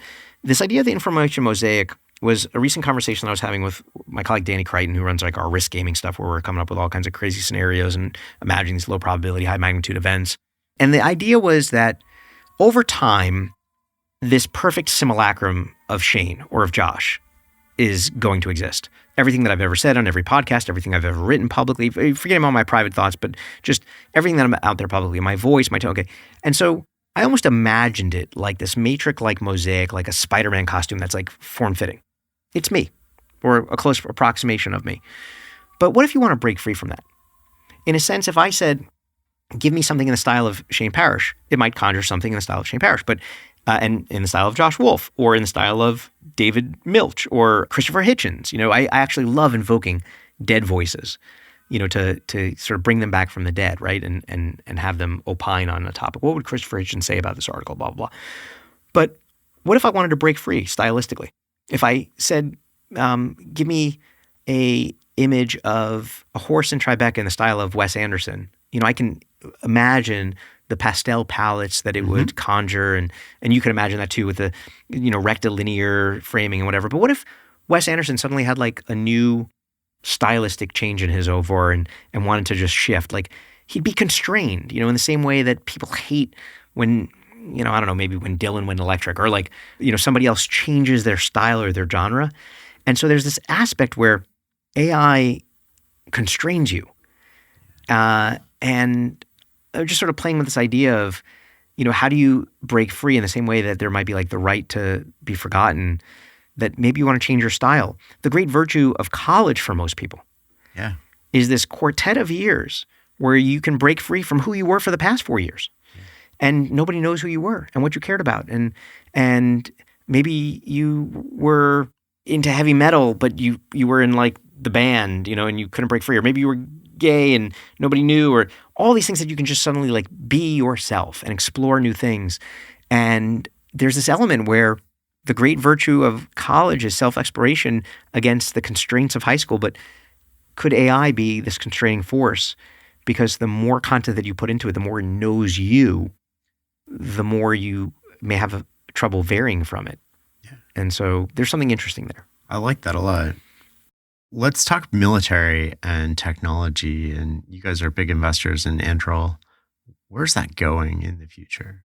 Well, there's going to be a lot more brilliant minds, I think, that feel comfortable, motivated not only by a sense of purpose, patriotism, but also principle and capital making, that they see the things that they doubted early on, like why is this time different? Another defense company, of which there weren't very many, but seeing Anduril's ascendancy and valuation and success and program wins, I think has inspired a lot of people. Like, wait, there's something going on here. We went from 50 primes down to 5. You're seeing the rise of these neo primes. I deeply believe that Anduril in the next few years will be a $30 to $50 billion publicly traded business, doing single-digit mid-billions in revenue, with software-like margins that are not like these cost-plus margins. So that is going to usher in a big wave, and they're buying companies, they're acquiring smaller businesses, but you'll continue to see that sort of evolution in a world that people realize is not kumbaya, peace and safety. There are bad actors that when we take a step back or on our back foot or a little bit permissive, that they arm up. It happened with Iran. And I think the prior administrations from Obama and Biden were well-intentioned in trying to bring them into the Western world. But, it was a sort of ruse, from Iran's standpoint. Same thing with Gaza and Israel and Russia, and who thought that we were going to see a land war, in the 21st century where Russia would invade Ukraine. And China and Taiwan and North Korea and the African continent, as we talked about, in the Sahel and Maghreb, infiltration of a lot of these groups into South America. I mean, there's just lots of conflict waiting. And the best way to avoid conflict is to have deterrence. And if Ukraine had nuclear weapons, Putin wouldn't have invaded. Most of the West and NATO, really said, don't worry, we got your back. And even though you're not part of NATO, and they never nuclearized, I think the world timelessly, through all of human history, is going to face enormous conflict, resource wars, water maybe next. I think there's something like 1,900 active conflicts around the world around water rights. You look at China and Pakistan, control of the water. I mean, there's just like a lot of resources. You look at disrupting undersea cables, sabotage efforts. You look at deep sea mining. You look at space as another frontier. There's just a lot of opportunities for zero-sum conflict. And when you can't reconcile those conflicts through diplomacy or negotiations or agreement, it goes to violence. And the people that can bring or affect or export violence typically have the upper hand. And part of what has made this country great and made it powerful, made it the economic juggernaut is that it is, allowing for the low entropy system, even though the country at times seems chaotic, that allows for the high entropy production of entrepreneurial ideas and free market capitalism and booms and busts, is that we have the most powerful military on the planet. You could argue that that didn't just benefit the United States. It benefited Canada, Europe. It benefited a lot of... Mexico, our allies, for sure. Yeah. You can watch many fictional movies that have run these counterfactuals of what would have happened, if Nazi Germany had won, or, the Russians had landed in For All Mankind, before we did on the moon. And but we're getting away from an era of here's $1 trillion, boat effectively. It depends who you talk to. If shouldn't we if that boat can be taken out by a $3,000 drone, how effective is it? Yes, for sure. The asymmetry of a threat of an aircraft carrier against a large fleet of drones, it is very much, if you talk to Sam Paparo, who's the head of Indo-PACOM, he will say it is all about mass on target. There's certain things that, automation cannot, do.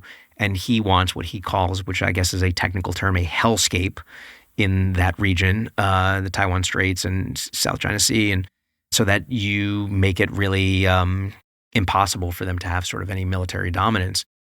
But it is an era where it's about, you saw this again with Iran and Israel and Gaza and Syria's missiles and counter missiles and rockets and intercontinental ballistic missiles and hypersonics and space weapons. It is just about going back to almost like Planet of the Apes, one ape through another, a rock at another, or a twig, or a stone. Yeah, the weapons get more powerful, but the behavior doesn't change. We're back to throwing projectiles at each other, and it's just they're automated, they're at speeds or at levels of attritable, overwhelming defensive forces that is the battlefield. Do you think values become a disadvantage in some ways then?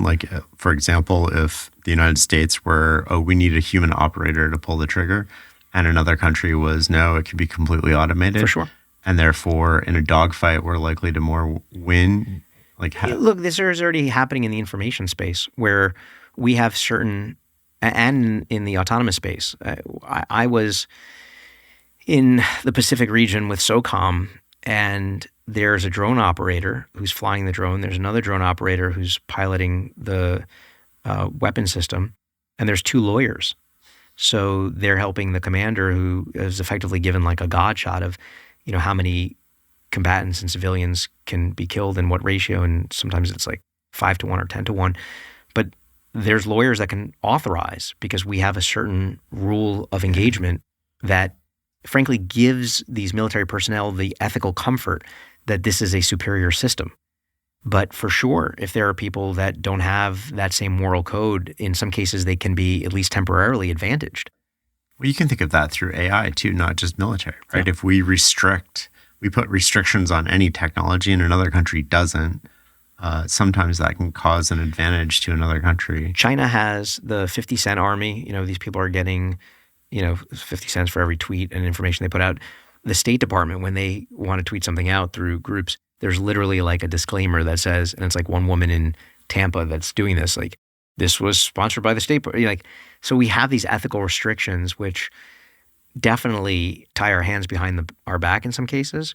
And our enemies will always try to weaponize this. So, you can look at many vectors today that don't seem like they're threat vectors, but they have been weaponized. Yeah. Social media information, we know.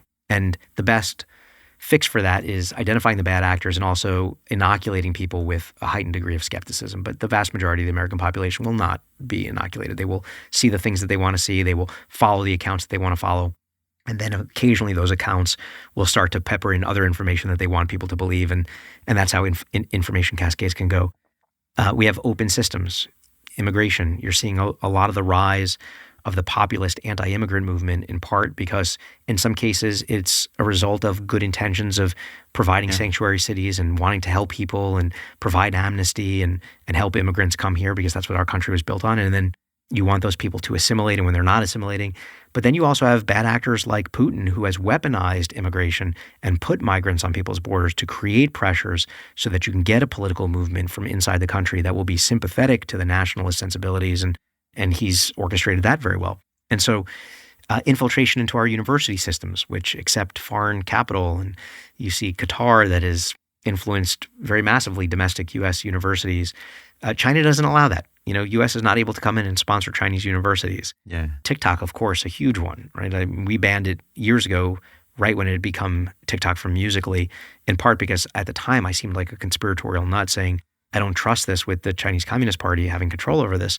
And then behind the scenes, myself and many others have played a role in helping to orchestrate what I hope will not be thwarted by Trump to see this divested. I have no problem with people using TikTok, but it should not be in the hands of the algorithmic control of the Chinese Communist Party. And it's on a lot of government phones. And, it's insane. It's really interesting. Insane. Why haven't we seen more isolated attacks that are cheap and using technology? And what I mean by that is, a nefarious actor can probably for $2,000 or $3,000 effectively plot an assassination. I guess the question would be to what end? And so you still have to realize that many people, even if they're like evil geniuses, have an objective in mind.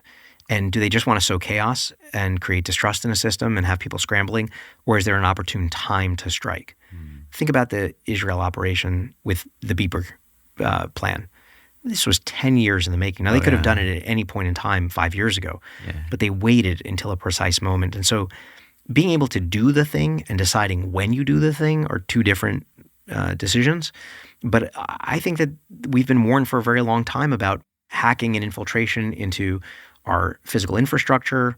For sure, somebody could shut down air traffic control. And what we saw just recently between the Black Hawk helicopter and this regional plane from, was it Kansas City? Crash in Washington, D.C., you could see the FAA shut down, and have a glitch.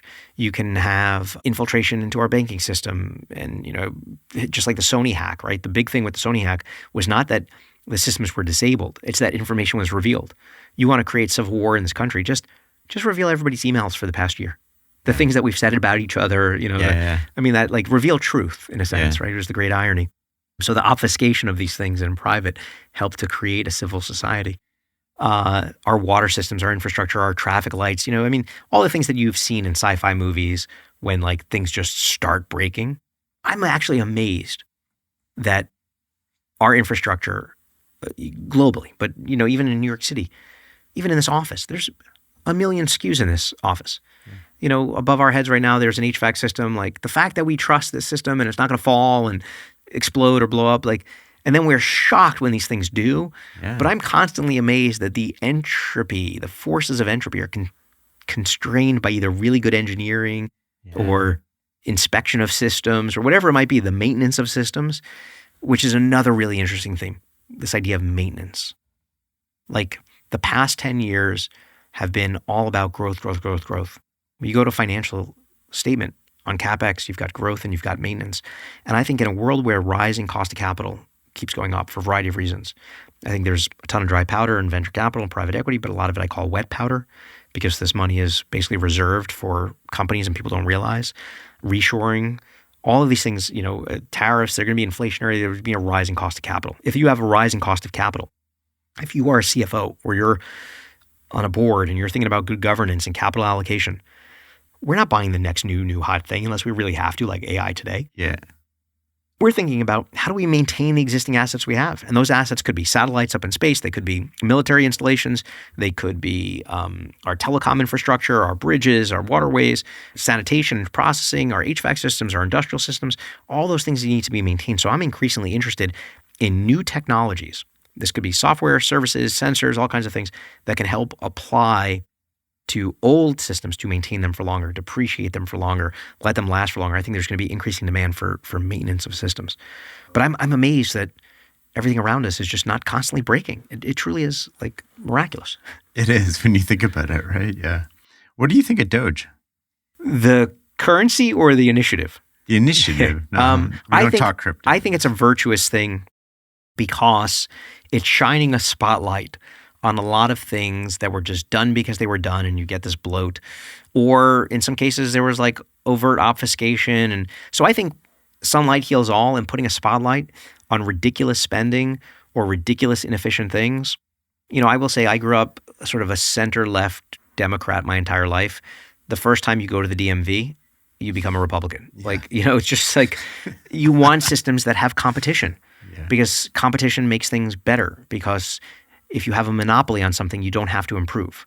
If there's one regional carrier for an airline, if there's one restaurant, if there's one place you have to go to for your passport, you don't want that sort of centralized control because the service is going to suck because they don't have to do any better. So I think if you can put a spotlight on excess and waste and bureaucracy and at least begin the conversations at a bare minimum of, wait, we're spending how much money on what? I think that that's a virtuous thing. Whether or not these things will be effective at really reducing costs, TBD, but it actually seems quite positive that they may hit some of their targets of trying to reach, what is it, a billion a day or more? And if that could end up reducing the deficit by 10% or 20%, let alone 50%, going from 2 trillion to 1 trillion, would be incredible. So whatever the motivation, I don't believe it's patriotism. It could be intellectually competitive. It could be power. Whatever the motivation, I think that the means to the end, I think the end is a virtuous pursuit. If you were to take over a country effectively and you were in charge of policies and regulations, what would you do to attract capital and become competitive over the next 20 or 30 years? What sort of things would you implement? What would you get away from and not do? Well, I have an adjacent answer of if I were Secretary of State or Secretary of Def for the day, sure, which I'll give you first, which is I would really put priority on Africa as a continent, and particularly that Sahel and Maghreb, because I do believe between violent extremists, Russian mercenaries, China infrastructure, you are one terror event away projected into Europe that creates the next Afghanistan, and suddenly NATO and the U.S. are in there dealing with ISIS. You're already seeing, the first authorized strike by Trump on ISIS in Somalia. Yeah, I saw that today. And so you've got Sudan, Chad, Mali, Niger. It is just a hotbed of people that were coming from Syria and Afghanistan, Islamic extremists. It is a bad situation. And I think that we should be proactive there before we have to be reactive. And it's a lot more costly in lives and money and blood and treasure. The second thing I would do is a hemispheric hegemony declaration. I just went to Nicaragua, for a variety of reasons. We went instead of Costa Rica, but I felt much safer in Costa Rica. And I was worried that I was not going to be able to leave Nicaragua. And we went with a friend who happens to be a prominent journalist. He was not allowed entry into the country. So it really threw our family vacation, his family of 5, my family of 5, for a wrench, because the government is trying to take over the banking system, and they don't want it to be covered by financial journalists and these kinds of things. And you look at who is in there, and you literally have presence from Hezbollah, from China CCP, from Iran. It's a bad situation. The places that we think in most of Central America, Caribbean, South America are vacation spots where we get our coffee and we go on a nice vacation, massive infiltration from adversaries. And so I think we are losing the game. And I would declare almost like a new Monroe Doctrine kind of thing, where we say the entire Western Hemisphere, you've got 1 billion people, both ability to project into the Pacific and the Atlantic. You've got mostly English and Spanish-speaking people, save for Brazil with Portuguese. You've got a ton of resources, a ton of brilliant, educated doctors and whatnot. And I would just shore up this hemisphere, particularly against CRINC, China, Russia, Iran, North Korea, and their influence. If we were worried about like Cuba and the Cuba Missile Crisis and things proximate 90 miles or what from Florida, I think that China is doing very smart strategic things.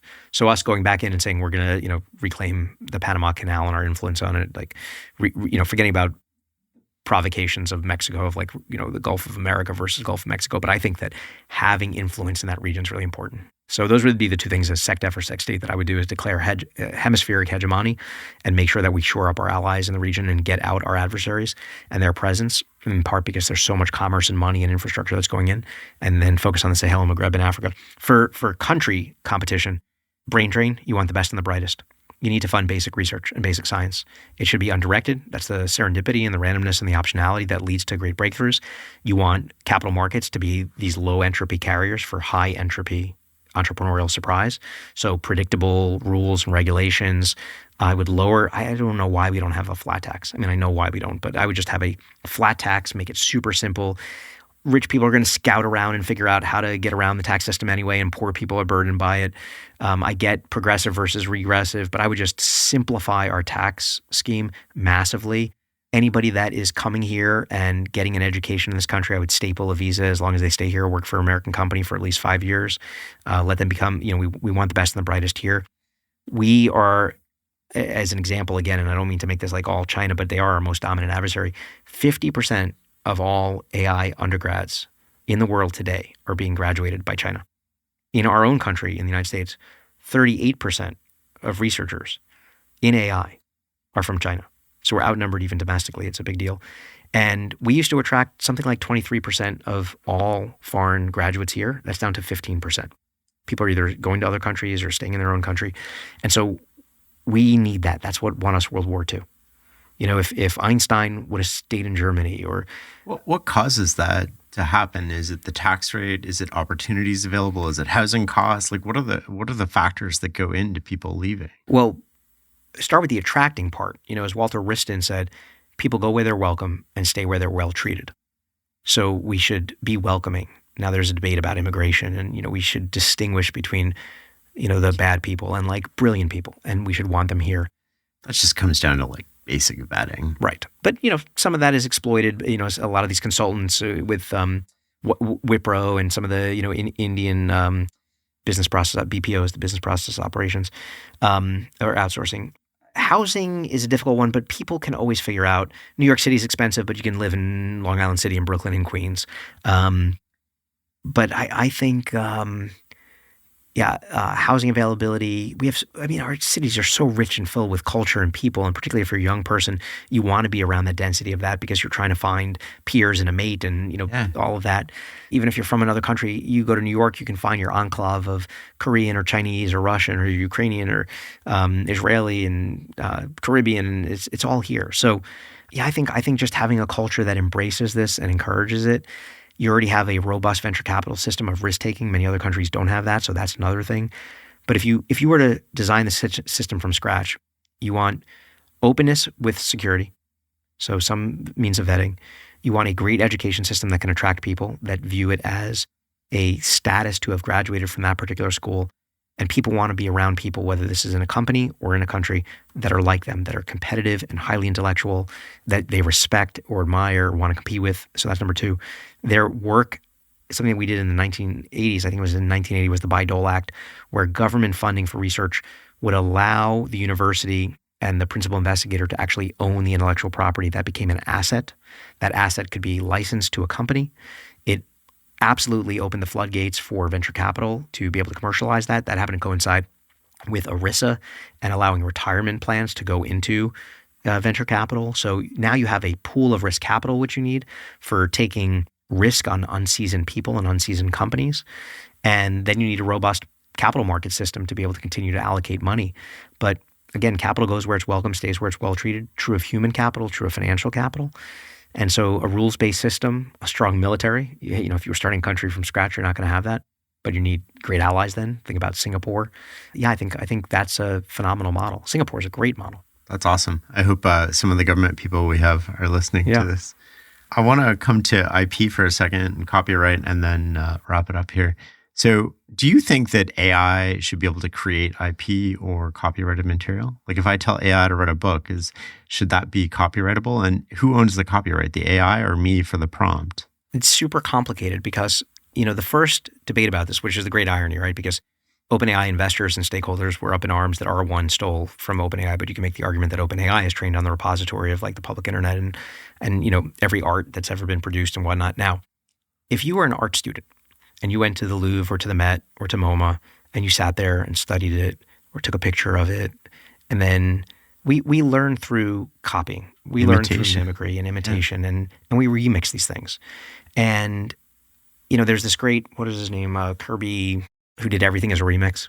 I just sent it to a friend, but it was like updated last year. And it's so brilliant in its compilation of every facet of culture that you love, from books to your Tarantino movie, to the Beatles, to art, to scenes of movies. Like, it was all copied from something, and you're like, wait a second, that riff came from this 1940 song from this African-American blues guitarist that John Lennon or Paul McCartney stole, and you're like, and so everything was sort of stolen from somebody.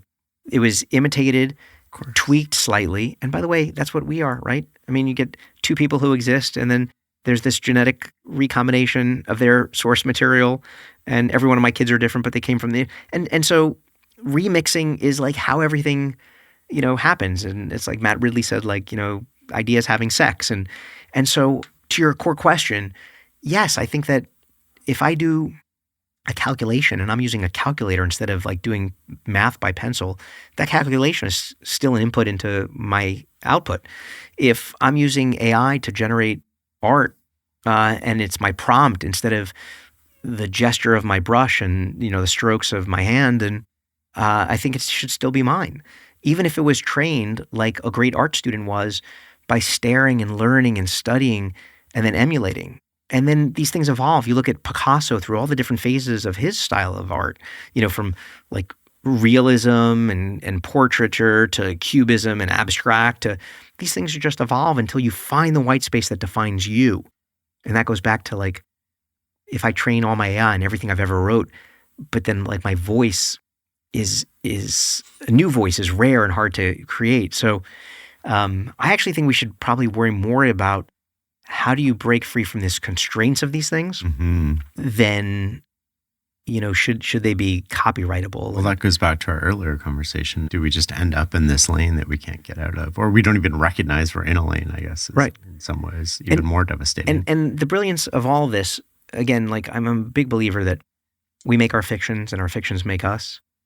And if you've watched Westworld, I don't know if you've watched an episode or two, yeah. The first episode, you have a guest who comes to the park and he's sort of squinty-eyed looking at the host who's an actual robot. You learn later on, but he doesn't know at the time.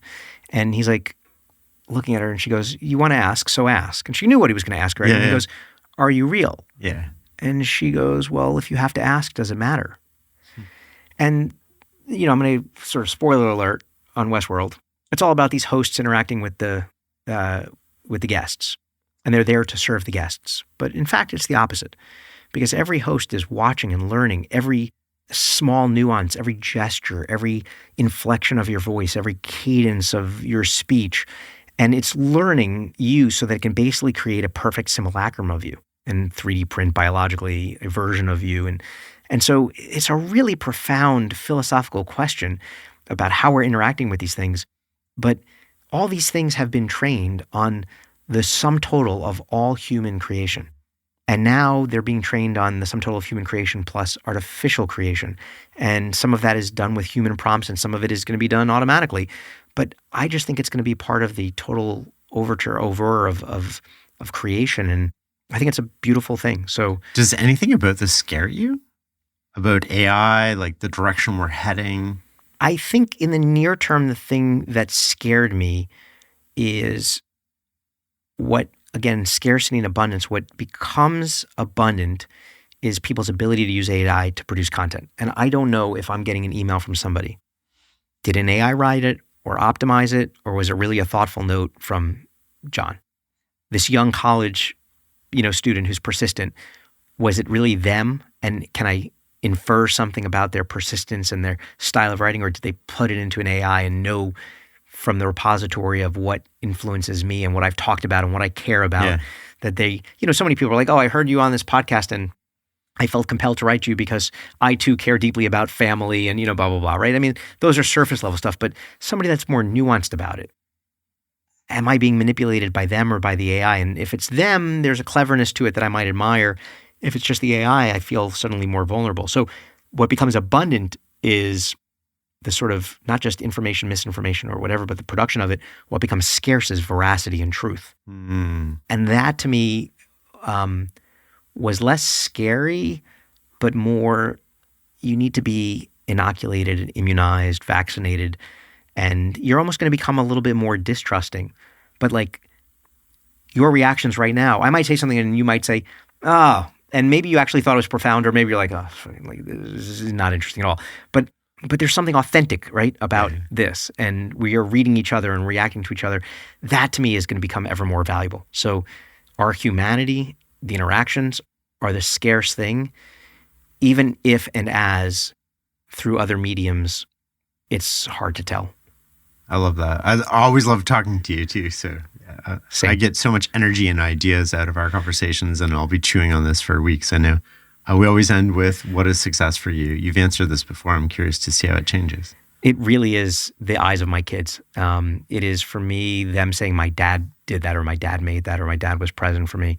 And I think it's the story I tell myself about my own life and my relationship with my father and wanting to invert that. And so for me, success is like them saying, I'm proud he was my dad, he was a great father, and I'm proud that he does all these things. And when we fund a company, or like some of these secrets that I talked about, I share them with my kids.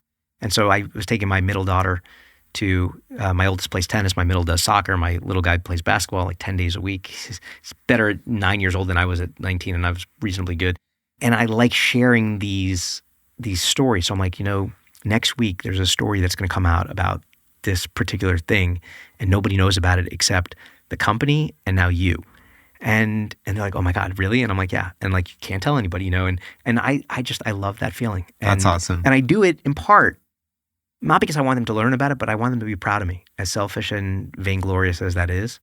And to be like, oh, my dad's cool, So that's I success. think you're cool. You're not my dad, but man. I'll tell you, my 15-year-old daughter definitively does not think I'm cool. She says, you are so cringe.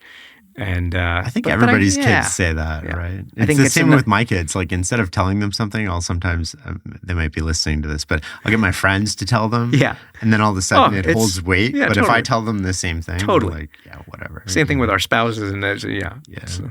Thank you very much, Josh. Shane, always great to be with you. I admire what you've built and the repository and compendium of the ideas and the minds that you've assembled. It's like a great thing for the world. Thank you. Thank you. Thank you for listening and learning with me. If you've enjoyed this episode, consider leaving a 5-star rating or review. It's a small action on your part that helps us reach more curious minds. You can stay connected with Farnham Street on social media and explore more insights at fs.blog, where you'll find past episodes, our mental models, and thought-provoking articles. While you're there, check out my book, Clear Thinking. Through engaging stories and actionable mental models, it helps you bridge the gap between intention and action, so your best decisions become your default decisions. Until next time.